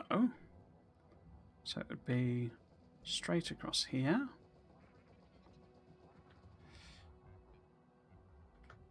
Like that. And then I'm just going to chuck some... I'm not going to bother realigning these, but we'll just chuck some... Oh, they're aligned anyway. Oh, it's a bit of a fluke. Oh, no, they're not. Where's the other junction gone? Oh, is that... That's because it was gigantic. Right, no. Okay, I see what I've done there. So... Oh, I can't redo it, can I? Can I paste? I can. It's because that's not... I thought that was that one, and it's not that one. It's... You know, it's this one, basically. Right, fine. Oh, here you go. You see, I can't zoom in properly on this. Right, so if we put it there, then that's aligned with that. Okay. And is that lined up as straight?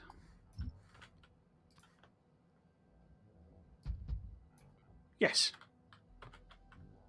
Yes, okay.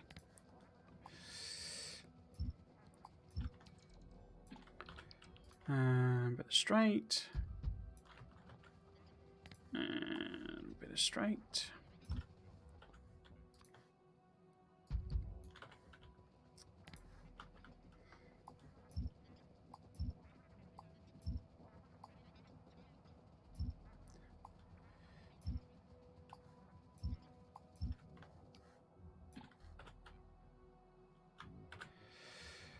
Right, so that's all of them aligned, although we've got some mess going on here. Let's go and see what's going on there.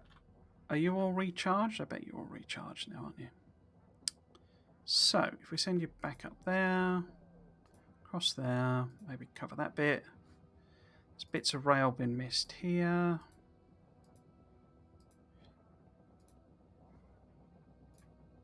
And have you sort of parked there then? Oh, I see. It's because this needs to move over, doesn't it? Okay. So if we cut and paste all of that.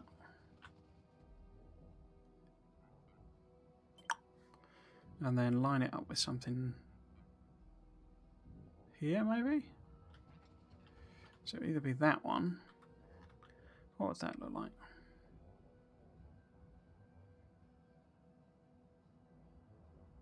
That's probably the closest match, isn't it?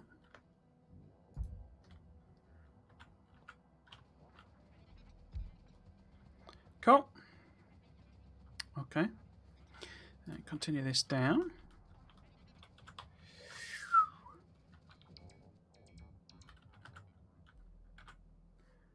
Let's do this on the map there. That. So that's going to need to go down to wherever. You know, wherever the actual... Because basically I can put a wall in here. All the way across there. And then something across there. Probably not any of my existing walls, but some kind of defence is there. And this top side, you know, in theory I would have to do that as well, but I think in practice I kind of don't need to bother. And I could just wall across there if it becomes a problem. But it's only it's this here is the real key, because this don't tend to get many biters along here, because if they're going to do a colonization run, then they tend to creep in here, and this artillery takes them out basically. So it's only really this edge, because it's out of coverage, so it's not getting protected at all.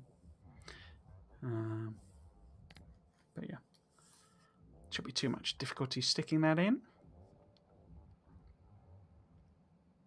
Right, what I'm thinking is we leave this for the time being. We try and sort some of this out. So we go up here. Plop another set of legs on.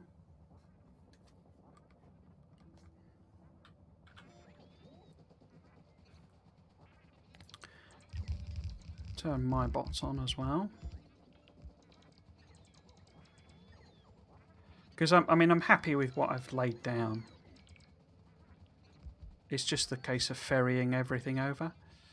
Well, I think I'll try and do today, finishing off or where I'll finish the stream. Are you not following me? Yeah, you're following me. Is essentially get it all planned out. Get these trains planned out, and then I'll just do the actual construction, which I say is just running back and forth with the spiders a whole bunch. I'll do that, you know, well, over my tea or something. So then tomorrow we'll pick up and, you know, stick those defences in, and then, as I say, hook this up in such a way that it will make gold science, which that's going to be I'm going to be laying a hell of a lot of belts, but we need to do all that. I'll probably ferry a load over so that we've got some here. But then, as I say, I need to do something tricksy with the rail in order to get, because I mean, you see, you know, this is all iron. I mean, there's the oil build as well. There's that. In fact, I'm not sure we'll. Oh, why? I didn't set any. Sorry, I thought I'd set some waypoints. In fact, we may end up. I'm not sure that the oil build won't end up basically taking the rest of the time for the weekend. But yeah, so hopefully we can get to a stage of it being sort of filled out and running by the end of these streams this weekend. And then if I don't, you know, it'll be because I've you know got manual ferrying of materials back and forth basically to do. And so next week will be the space science build, and I say I quite enjoyed it last week doing that on stream in creative, so I think I'll do the same again. We'll do a design stream for all of the space science. Space science, I don't think, is going to be that complicated in the sense of the builds, because I need basically 7 rockets, but each rocket doesn't actually need that much stuff. It's more like you need lots of rockets because of the timing issue that, you know, it takes so long to fill up a rocket with, you know, all the low density structures and all that sort of stuff. And it's going to be a volume question. How do I get in, you know, as much plastic and you know, steel and all that sort of stuff? That's going to be the big question for the space science build.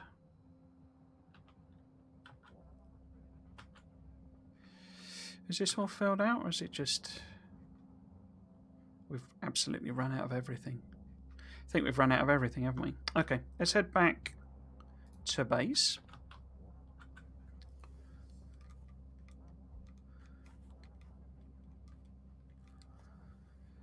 In fact, I don't think we probably haven't actually. What about, because there is a remarkable amount of railway standstill. Yeah, I've got 300 bits of rail left, so I could. That's not very much actually. Let's see if I can get you to do that bit at least.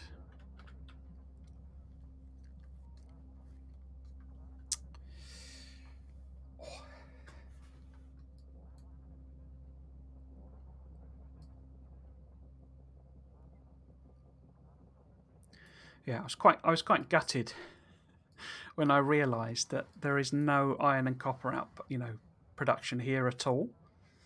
You know, I would earmarked over here to do these really big ones, but of course, as time has gone on, I've kind of realised that this is not really practical to do this on the scale that I'm doing it.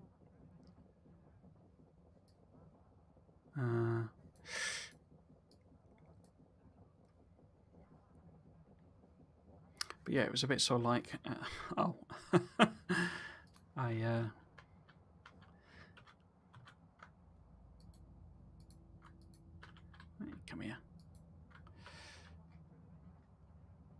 Oh, you're going to get stuck, aren't you? Yes, you are. Go up there instead, then. Can I click on that, then? No. Okay.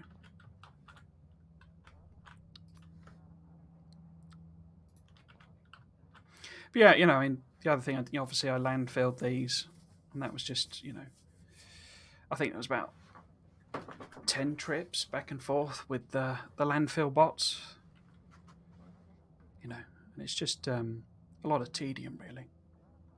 I actually had a look. I was saying last week, or it might have been the week before, that I would go with a train world, and it might have been Ian that mentioned. I'm not sure who it was actually, but said about the settings for a train world, and I had a look, and actually there's more water on a train world. The default or their version of a rail world, you know, that you can pick from the drop down. The is my logistics on? No, it's not. The setting is for more water. I guess with the idea that what they want you to, or how, you know, they're thinking about, you know, rail world, is that, you know, you have more distributed, because that's what it does do. It, you know, it makes the patches richer and further apart and that sort of thing. Well, I think it makes them bigger rather than richer. But essentially, you know, you would have big gaps of no resources, and I guess the idea is that you end up with lots more narrow bits where trains go through. So, you know, there would be a lot more of this sort of stuff on a default, you know, like these gaps here and this sort of thing that you would send trains with. So the idea is you build a factory in that sort of space, you know, using the resource that's there, and then you train it to wherever you want, you know, you want it to be. So yeah, I'd always assumed that a rail world was just distributed resources. Why is there one random bot? Look at them. Was one, you know, was distributed resources basically, but it turns out on their settings they actually ramp up water as well. So that would annoy me even more. So I'd have to ramp that down, you know, quite a lot compared to where they put it. Which is just interesting. I mean, what it turns off. Which is it? It turns off. I think it turns off expansion. So pollution is. In fact, I can now get you following you. I think expansion is turned off, but it obviously the biters are still aggressive, and I think evolution is still on in their default. But I guess the idea with turning expansion off, and it makes a lot of sense, is that if you're building, you know, discrete factories that are a long way apart, you don't. Well, it's the exact trouble I'm having, where the biters come and keep eating my railway lines. These poor bots, chugging away. They keep eating my railway lines, and that's kind of what that would avoid or minimise. That once you'd cleared an area, well, like here, where I'm expecting biters to come in, that just wouldn't happen. So you would be perfectly okay to just leave a railway track unguarded over there. But I can't do that because obviously all the expansion and that is still on. Are we full up yet? Not quite. There's a lot of stuff coming in still. I say it's this that I'm doing. You know, it's effectively what I do in between streams is just turn up here, reload everything. So this is all rail coming in, is it? Yeah, okay. And then once I'm full, I say I'm not generally sat here waiting for it. I'm doing something else. But when I see it's full, I then go and, you know, do the next bit basically.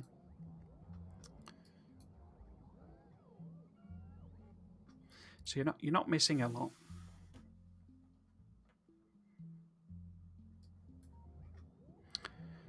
Got to be nearly done now. So we got 12. Yep. Okay. And did these bots arrive? They must have done. I can't see them. Cool. Okay, so turn that off. And we'll all head back over. In fact, actually, I'll separate this up. So if you guys go and do... So I can do all of that now, I think. Let's take them to there. Over to there. And then I'll go and fiddle about with this stuff down the bottom here. So we want 4 iron plate and 1 more copper.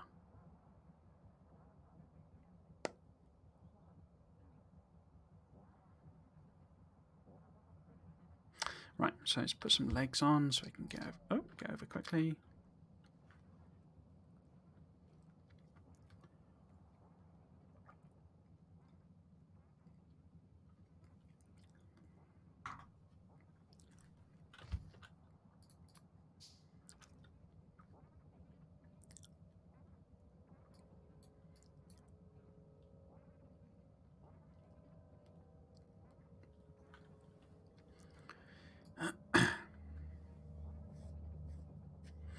This is a really good illustration of like the scale as well, the time it takes to get across from place to place.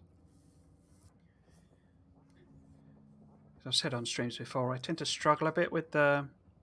I think it's because the purling noise is a bit fractal in nature, but telling how big this lake is I find very difficult from the map, because, you know, when you're zoomed in or zoomed out, it's difficult to tell, you know, how far that is in a sense. And like when I did the gold, even though I'd, you know, done it on the creative and we built it and bottom, I've got my bot switched on. I knew how big it was. I didn't know how much it would actually, how much of this it would occupy. Because as I say, I find it very difficult to tell. I knew it was going to be about the same as the purple. What am I looking for? I'm looking for them. Let's pop them in. Right. But yeah, not sure, as it were. So if we use this one as like the measuring stick, doesn't really matter how far down we go, I guess, because it's the furthest one down. So if we stick in one more straight rail, and use that as our sort of minimum distance, like that. And then we would say some kind of corner somewhere there. And then we want to run this over until we find the point where the 2 lines cross. I'll put a proper T-junction in this time. Because, you know, I'm anticipating having to mix them up. Not mix them up. Add in, you know, get the resources from 2 different places, effectively.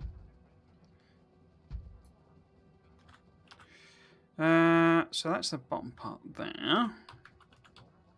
So where's a good place for a T-junction? So if that was the straight rail there, ideally we want some kind of junction of T. Oh, I could murder a cup of tea. Right, so this isn't far off at all, is it? So if we just take this back up, like so.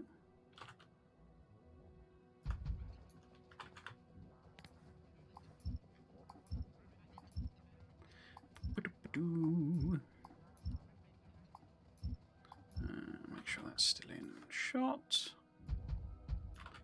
Oh, no. Mess that up.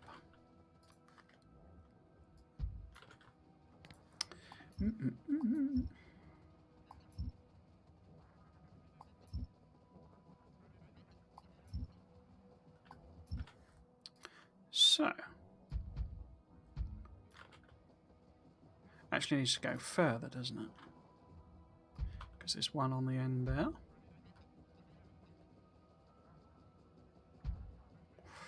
Maybe up to 1 more.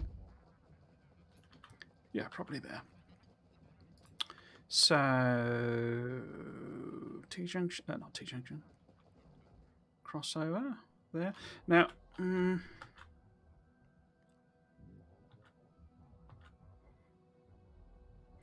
oh, have I messed something up there?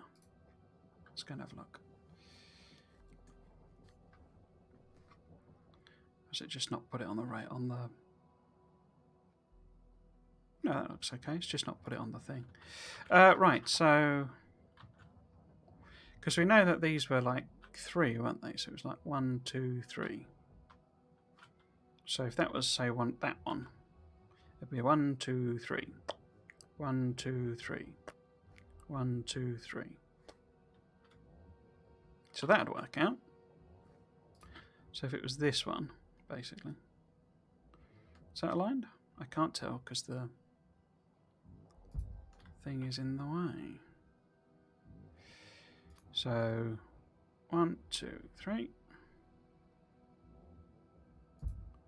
If I zoom in a bit, there you go. 1, 2, 3. 1, 2, 3. So that's going to be up there. Yeah, that'll do, I think. That'll do. That'll do.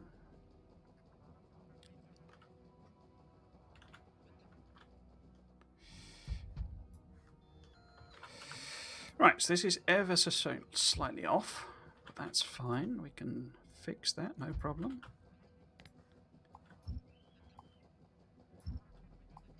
Ever so slightly. I can get rid of them as well.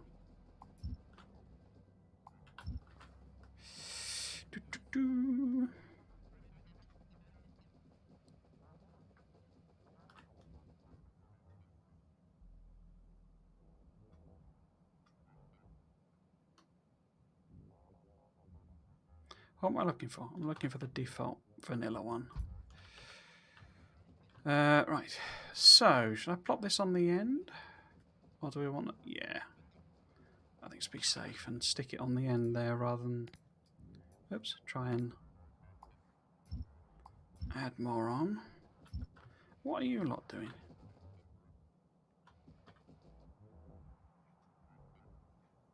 Let's let them catch up. Not sure why they've got bits of rail.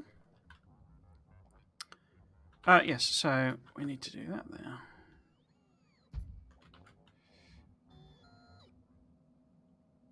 I forgot that blueprint is wrong. It needs a proper rail signal there. 'Twas an error. I forgot to fix it. Right. So, I need 1 bit of straight rail, wasn't it? Or was it 2? I think it's 2, isn't it? So 2 bits of straight rail on each of these. Like so. Oops. Like so. And then find the station again. So I should have put these together, really. I think that's the error I've made there.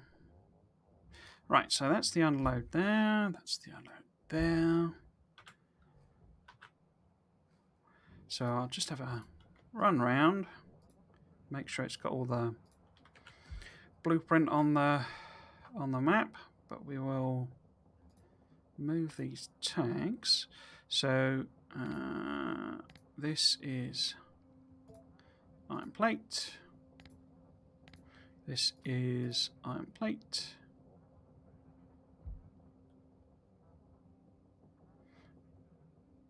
Did I? We'll have to go over there as well. I don't know if I've forgotten to delete the blueprint or it's just not covered it on the map. Right, so let's do that in there. Oh dear.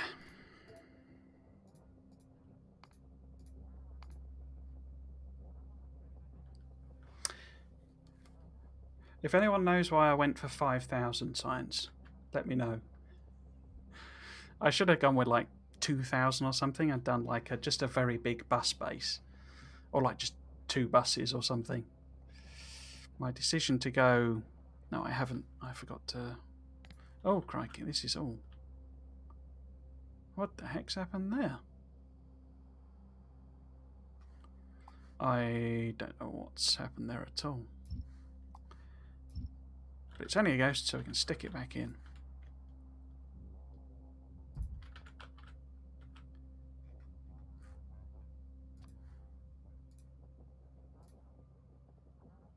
The reason I say that is because basically the scale of this is ridiculous for someone who's never even gone anywhere close to this.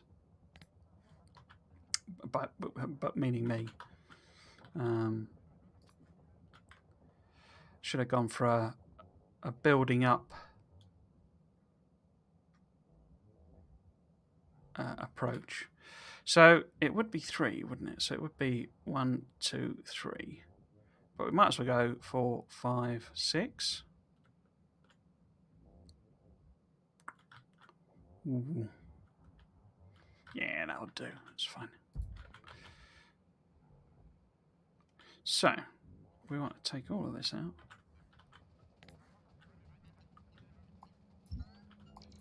Get rid of all of that.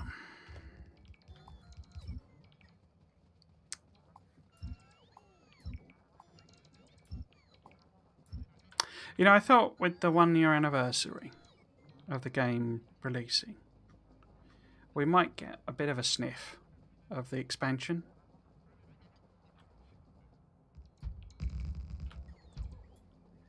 You know what? Oh, what? Oh, that's because it's the...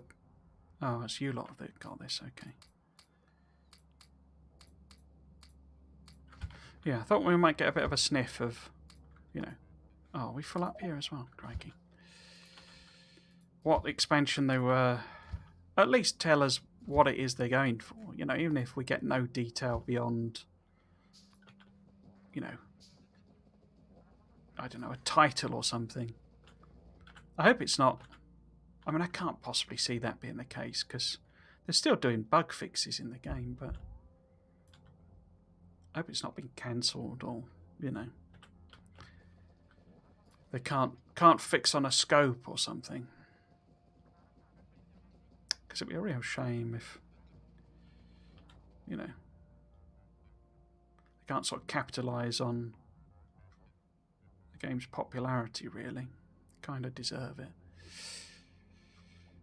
I mean, not that they're doing badly or anything, but, you know, it always feels like I'm stealing from them. When, you know, I mean, I have over 2,000 hours now, and the game only costs... I mean, when I bought it, you know, it was early access, before the price increase and stuff. I don't mean that in a boastful way. I'm not saying on, you know, the OG or anything, but I don't. But say it was only like £20, basically. It was like nothing.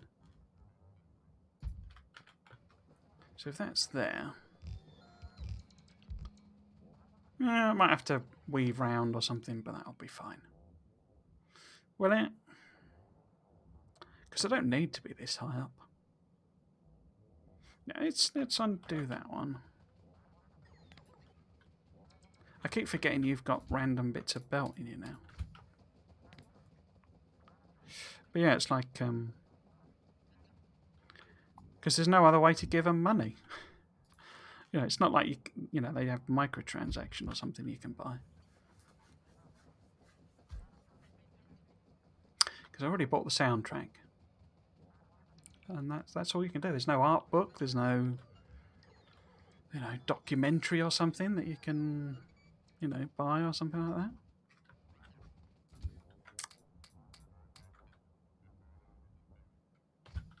Right, so I think that's all of everything laid out. We'll move this tag as well, just for the sake of it. Like that. I'll head over here just to make sure that is there. And then we can get you lot to finish some of this stuff off.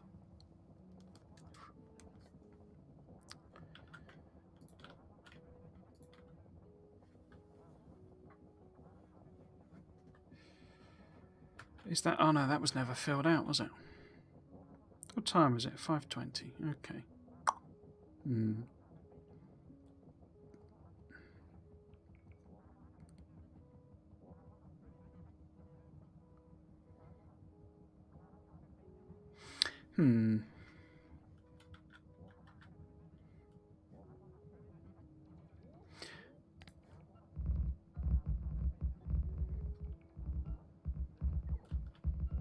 Yeah. So the oil build needs doing, basically, obviously, as a whole thing. Do I want to even start that now? Probably not, to be honest with you. Just thinking what else I could do. I could start... I could lay in the wall. Defensive wall. Because that's a different set of Spidertrons. We could bring them over. Because oh no, wrong way. All I'm thinking of doing is using my standard, the things I've already got, basically, the outpost walls, basically, because it's just going to be a straight line across there, and then I need to punch a hole in it for the rail. But I'm not actually going to do that. I'll leave that till later. Because there's more than enough room here for the oil build. And I can always, I can use that space as well. If I need to. Yeah, okay, so we will... let's head up to here. See if we can fill more of this out with what we've got.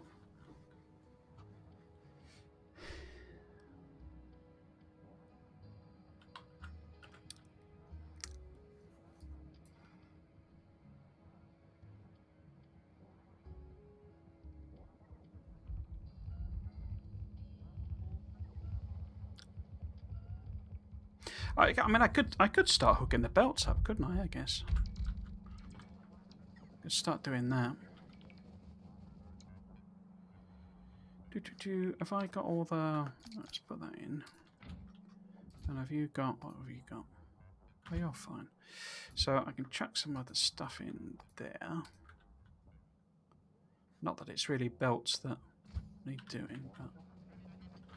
Have you run out of... Yeah, you've already run out of... Crikey.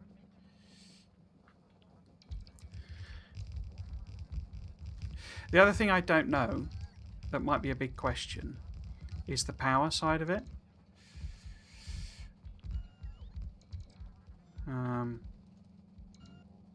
I believe I should be okay, and I should be okay in the sense of solar being able to do the full business.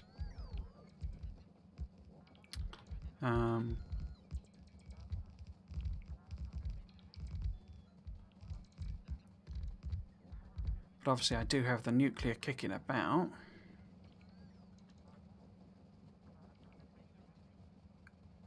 So we won't kind of run out of power. It's just that if the nuclear has to run all the time as well, obviously that has the issue of it's not particularly UPS friendly as such, so mainly due to the fluids. So if when we fire it all up, suddenly we need to be running all that nuclear as well. That could be a bit of an interesting situation, because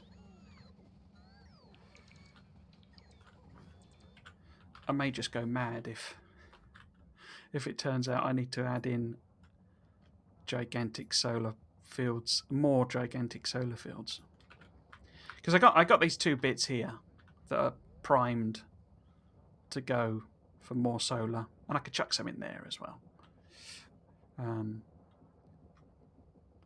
yeah, we could build some there and there and there, but they get increasingly more complicated the further we get away from this, because this is all, obviously this is a complete logistics network with the trains dropping things in, and I can sneakily edge across there.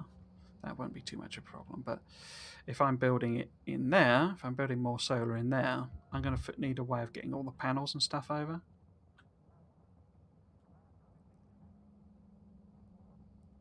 Yeah, we'll cross that bridge when we come to it. How are we doing? I guess none of this has got power because I didn't fill this bit out, did I? So let's go and do that bit. You guys are there already. Okay.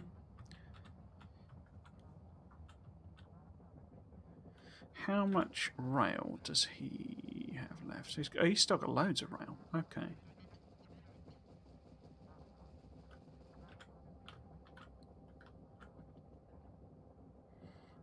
Beacons is the biggest thing. It's a massive amount of beacons. And I'm not having any problem producing them. It's just ferrying them about because they only stack to 10. Is it 10 or is it 20? I can't remember it. But it's either 10 or 20. It's 10, isn't it?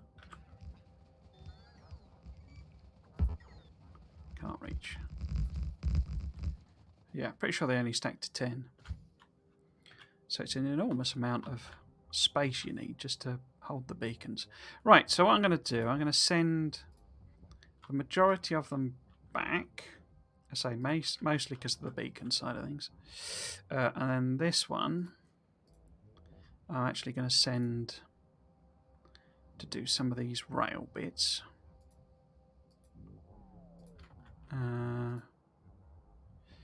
Let's see if we can get away with all of that. They'll probably run out of juice, you see, with the bots. Then I'm going to head down the bottom here. Let's get some legs on so we get our shift on. And stick in some defences.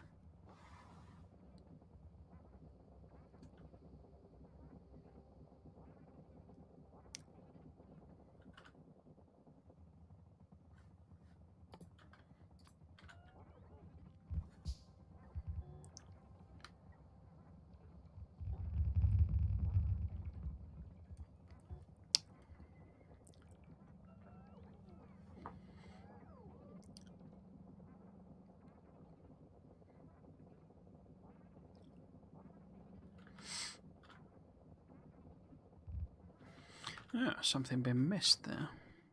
Bit of rail. Okay.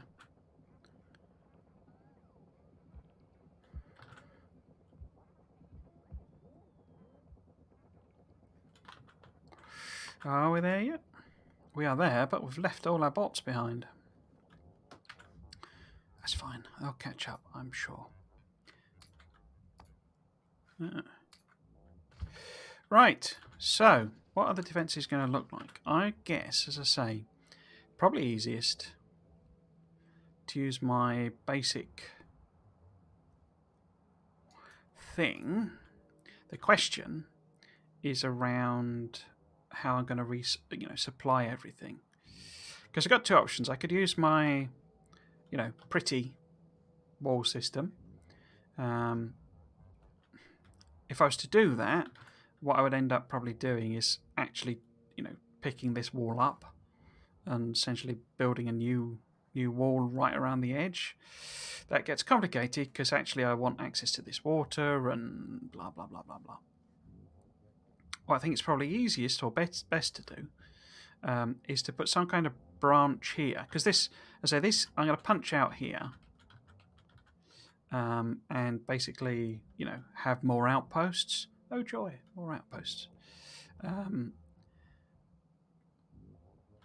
question there is that going to be reachable? And I think I can make it so that it is. What I mean by that is basically, if this becomes a separate network. In fact, that's probably a better idea if I do it here. Yeah, that makes more sense.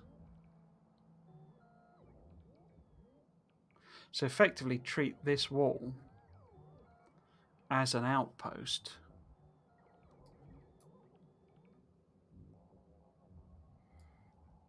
Yeah, because I'm going to need a way of basically getting, military stuff, artillery and blah, blah, blah, uranium ammo out to the outposts that come out of here.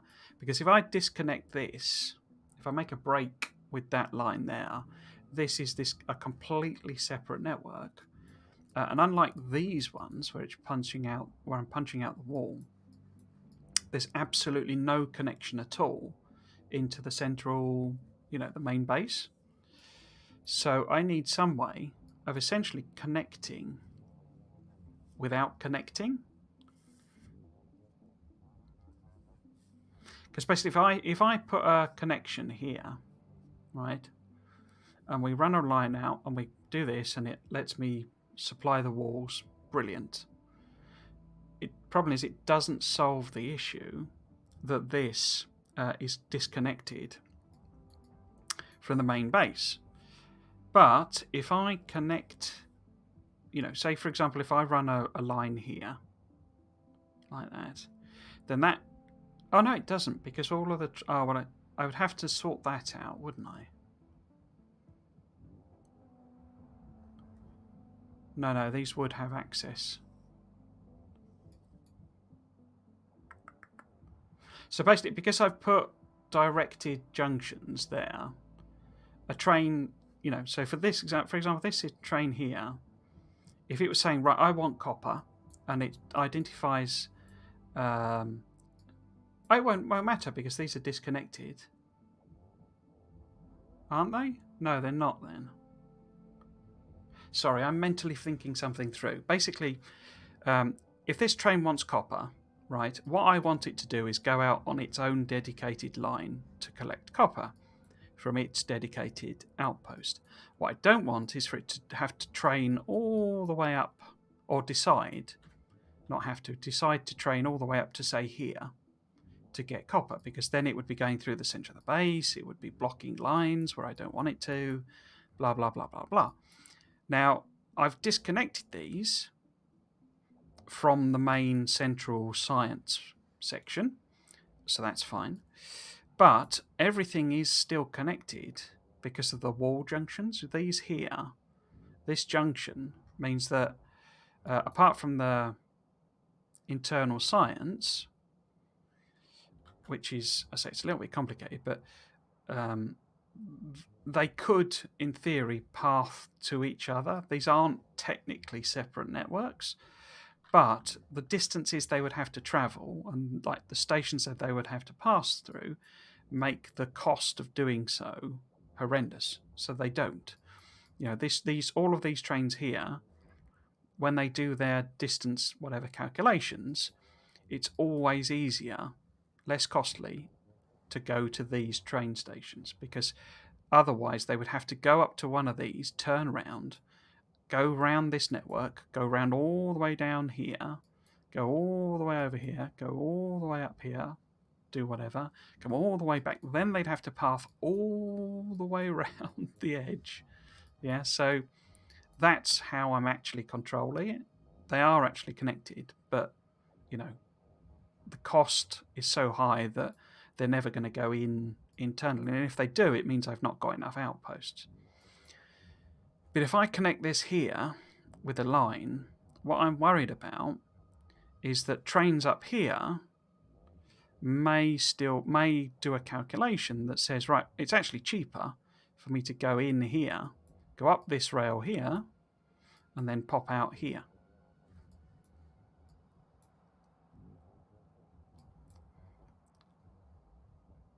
I think I'll just have to suck it and see, basically. So what we'll do, we'll put a connection here. I'll put in a junction here, a T-junction, and then we'll have a little branch here that is the outpost station, and that'll then resupply all the way up here. And I'll put some artillery just on the edge here, probably, eventually. Okay, let's do that then. That was a very long explanation of something that wasn't very interesting at all.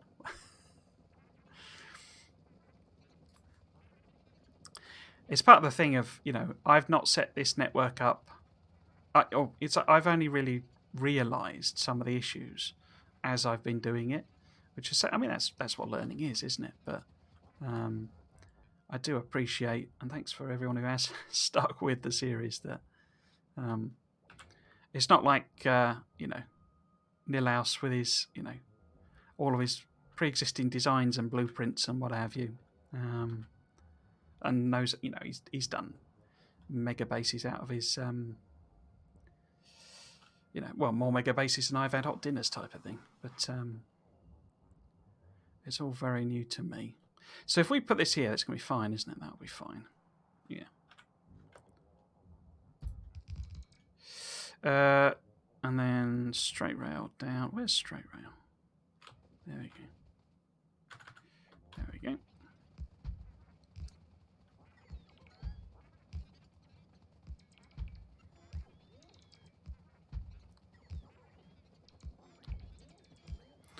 So we're then going to want more straight rail here.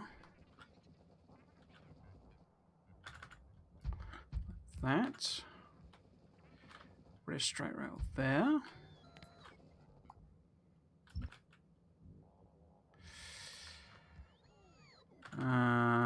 T-junction here. I don't mind about these being all misaligned and stuff. That's fine. It's a bit rough and ready, this. The idea is that the outpost then, the outpost military supply trains can go that way, basically. But we want probably a resupply here. More just for convenience than anything else. Do I need it to be a T-junction, though? I don't think I do I? Because I don't need any trains to be going that way. If they're stopped here doing military stuff, they're stopped here doing military stuff. I don't need them going all the way over there. I'd want them to go back. So actually this can be a sort of regular... Oops. A regular... One of these... Oh, wrong one. One of these types of junctions.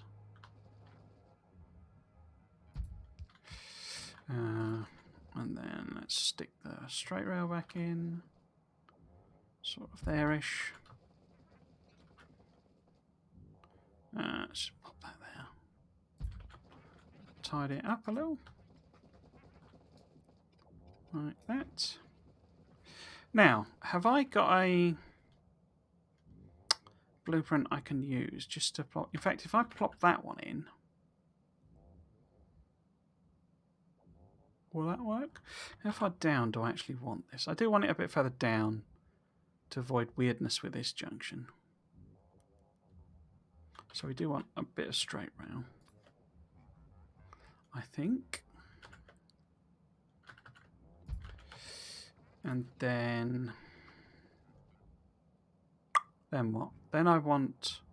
Yeah, we can pop this in. I'm going to move this lot out of the way because we need to fix it first. So if I plop that down, that gives me it structurally. Oh, I've got bots on. Didn't mean to do that. And then if I pick all of this up,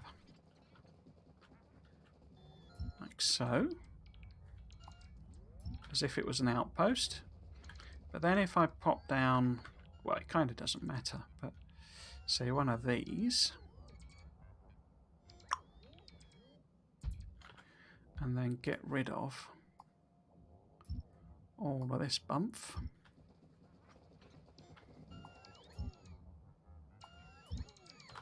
Like that.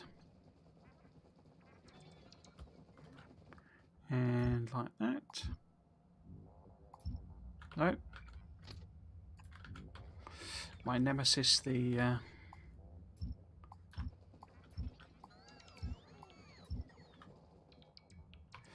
rail blueprint, rail corners.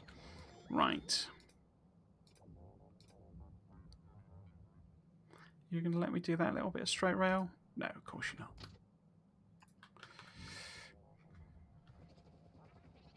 Because this junction is the combined artillery and outpost supply.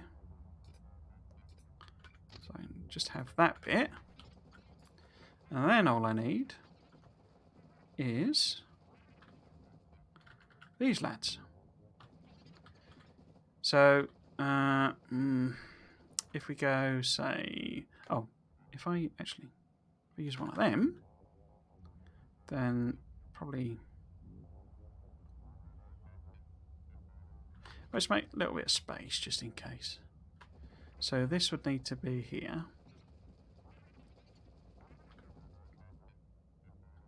If I put that there, and then switch back to that one. There we go, that's better. So it's about there. Right, pick that up. And then we want you lot to follow me. Turn my bots on. You're full of rubbish again. You're a bit of a knack for picking up rubbish. Right. So run that across. Oh.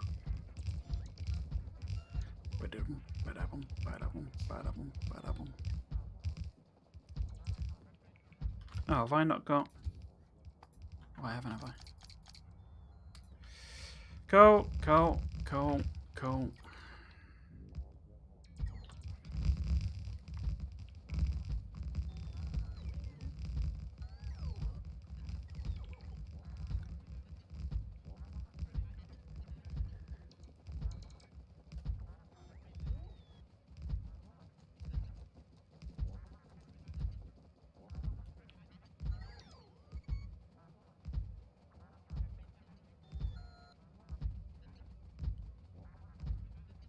So I can see why city blocks is popular, because it sort of builds in a lot of our infrastructure that you can kind of take advantage of with roboports.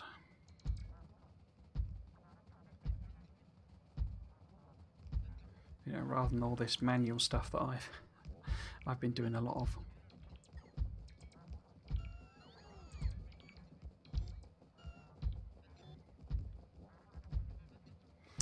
Right, so if we go up to, say, here somewhere and put a corner in, makes their life a little bit easier, because obviously we don't want that sort of corner really, and we don't want to be a weird situation of, I mean, they wouldn't, they're just far enough, but we don't want biters behind the lines or anything like that. Should I do one more? I think I'll do one more. Then a corner. And then we go up this way. The enemy within, biters behind the lines. That's a long way across, yeah. So it's my problem. I say, it might just, it's probably just me, but I find it very difficult to tell the scale on the map. It's like, how far is that exactly? And then I say, I click on, you know, send the Spidertron somewhere, and it takes 10 minutes for them to walk over, and I thought it was, you know, a 2-minute journey, you know. Right, we'll get rid of that bit, because there's no point having a flamethrower that shoots flame onto the sea. And then we want all these bots to catch up, and then we'll go back again and sort of fill it all out, or as much as we can.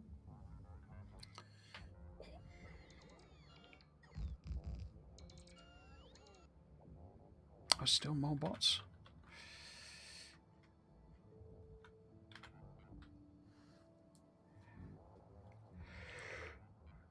I assume Factorio Extended adds things like bigger bot battery lives, and because obviously vanilla you can do speed, but the battery size of the bots doesn't increase. So I assume something like Factorio Extended makes bots that can actually travel more than 10 yards without running out of power.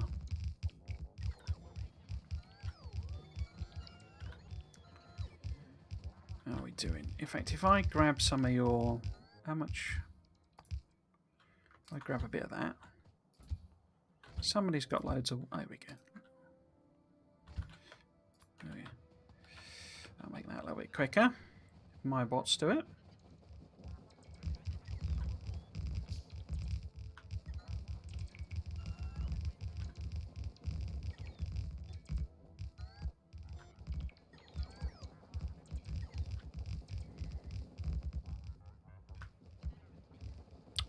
So we'll try and get as much of this in as possible. I'm thinking we put another... autosave. I'm thinking we put another station up here. You know, another one of these. Oh, there's a bit left behind there. Look. So I'll literally just copy and paste it over, basically. You know, I'll do another branch of some description.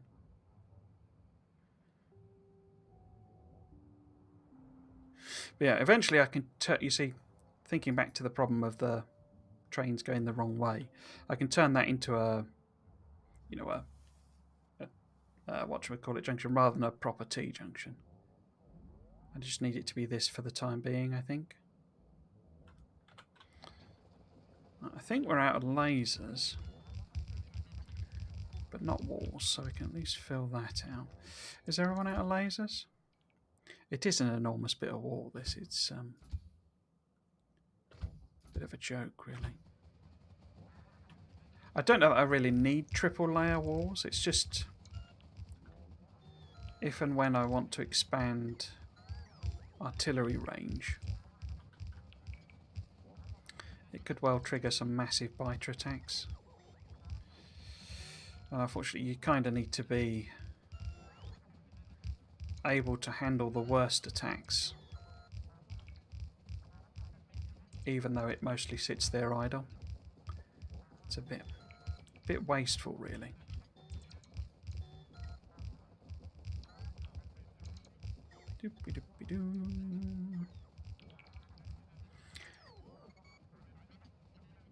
Oh, well, I've run out,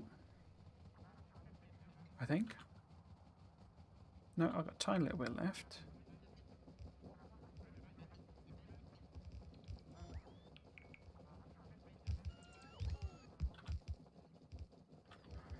Oh, they've still got some, so it looks like we might be able to finish this wall at least.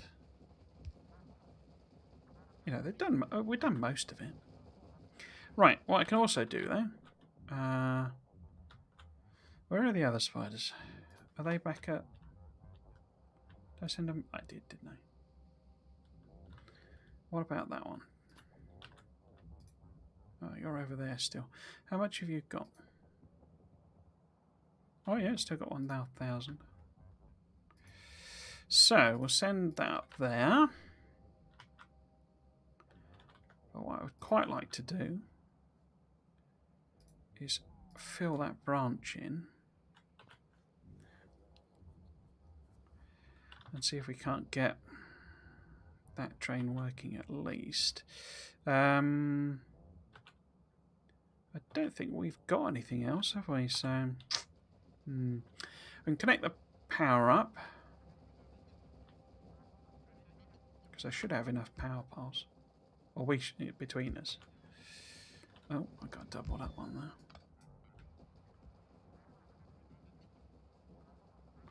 Is that all connected? Yeah, cool. Right, so we can go and connect the actual wall up.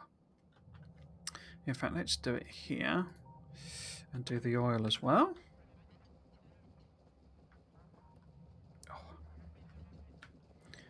I'm going to chuck a little bit of ammo in here, just as the last-ditch emergency stuff. And we want to hook up oil. Is that going to connect nicely? No, that's not going to connect nicely.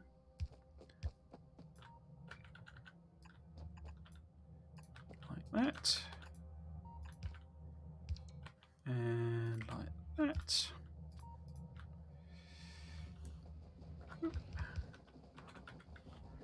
So that should be oil. Well, when there's eventually a train, that oil should work. And then if we connect that there. Right, here comes Rail Spidey. So this should turn into a functioning outpost.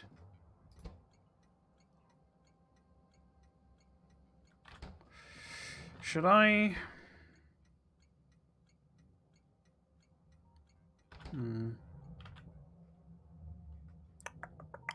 I mean, one's coming. Oh, we've got most of the lasers here. Oh, let's risk it for a biscuit. Right, so what I do want to do, though, is change that. Whoops, I'm in map mode. Change that to 184,000. Half an hour, basically. When that turns up... Now, these guys should have a load of ammo.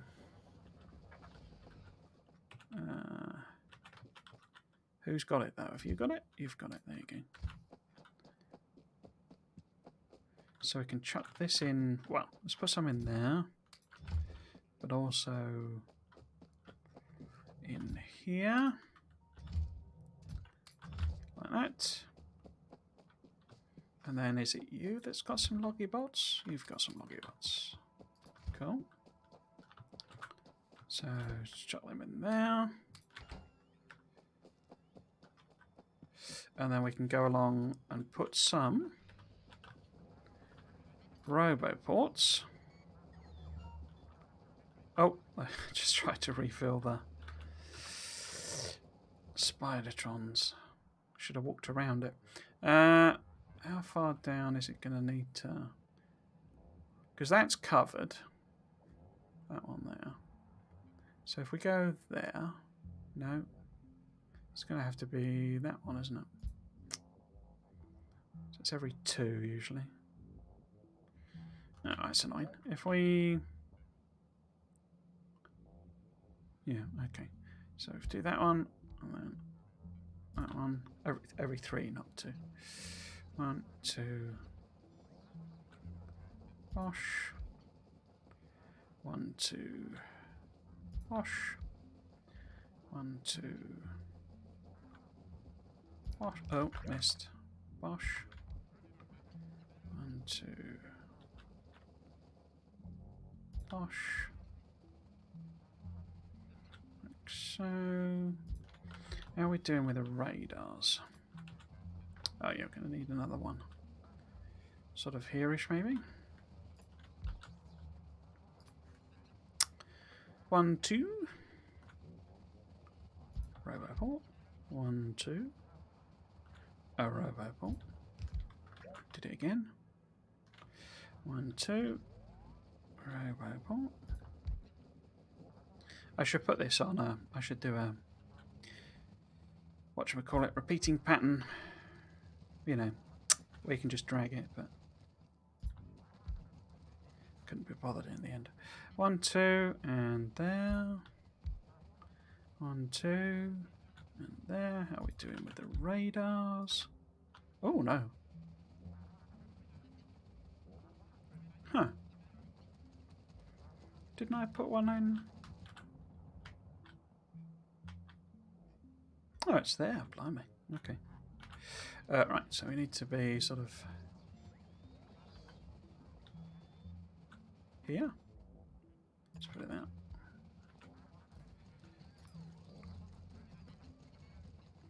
Only somewhere. I mean, I don't even need to use the blueprint, really. It's good to get the right spacing. 1, 2, and that. Probably need a new radar already, actually. Thinking about it. Yeah. So they don't cover very much, the radars. Really. Not when you're doing this sort of big scale.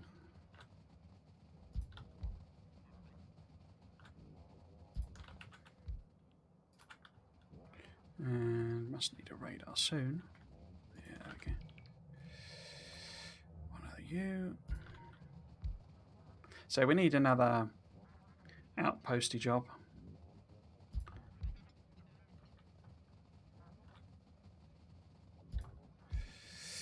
To provide better sort of access. We're going to need more radar. I suspect probably one there-ish. Put that there. Nearly done.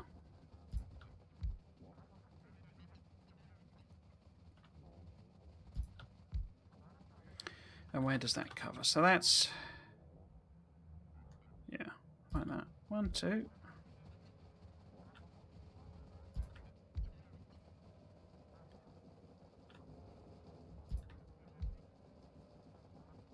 Right. No, missed. And we must need one more radar, because of course we do. Brilliant.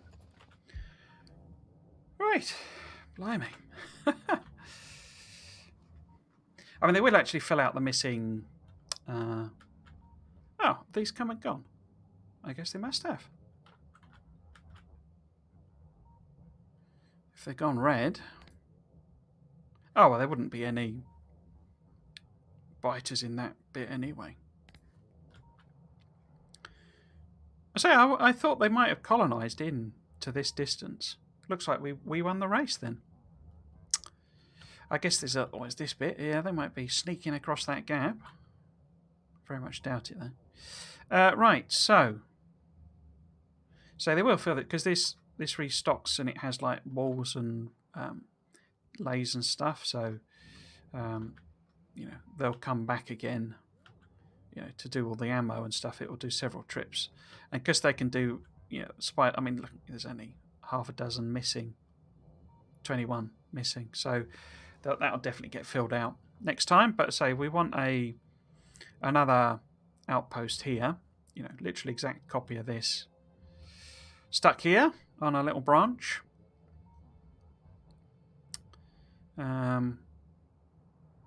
Just to provide better coverage, and I'll probably manually plop some artillery in the middle there somewhere, because it's quite a distance there. You know, that's a normal artillery there, so if that was there, it would only sort of cover up to that distance. So we need some kind of artillery there to keep this clear. Yeah, I will do that. That's the sort of thing I'll do, you know, between streams. In fact, I'll hopefully do that before tomorrow, but if not, I'll do it next week, before next week. I say tonight/tomorrow, I will fill all of this out with all the bots. So what we'll pick up with tomorrow's stream is hooking it all up. So we'll put in all of the belts. So I will ferry some belts over to make that a bit easier. In fact, I'll put a little tag on to remind me. Ferry some belts over so we've got them nice and close to hand. And what that'll involve partly is, because I've got a double-sided version of this, because this only outputs like eight rows. So if I don't need as much volume, but I need it spread across more belts, I do have a double-sided version of this. So I'll plop that in. So yeah, so I suspect that may take all stream, just because it's such a huge amount of belts to lay down. But if not, we'll then move on to doing the oil build.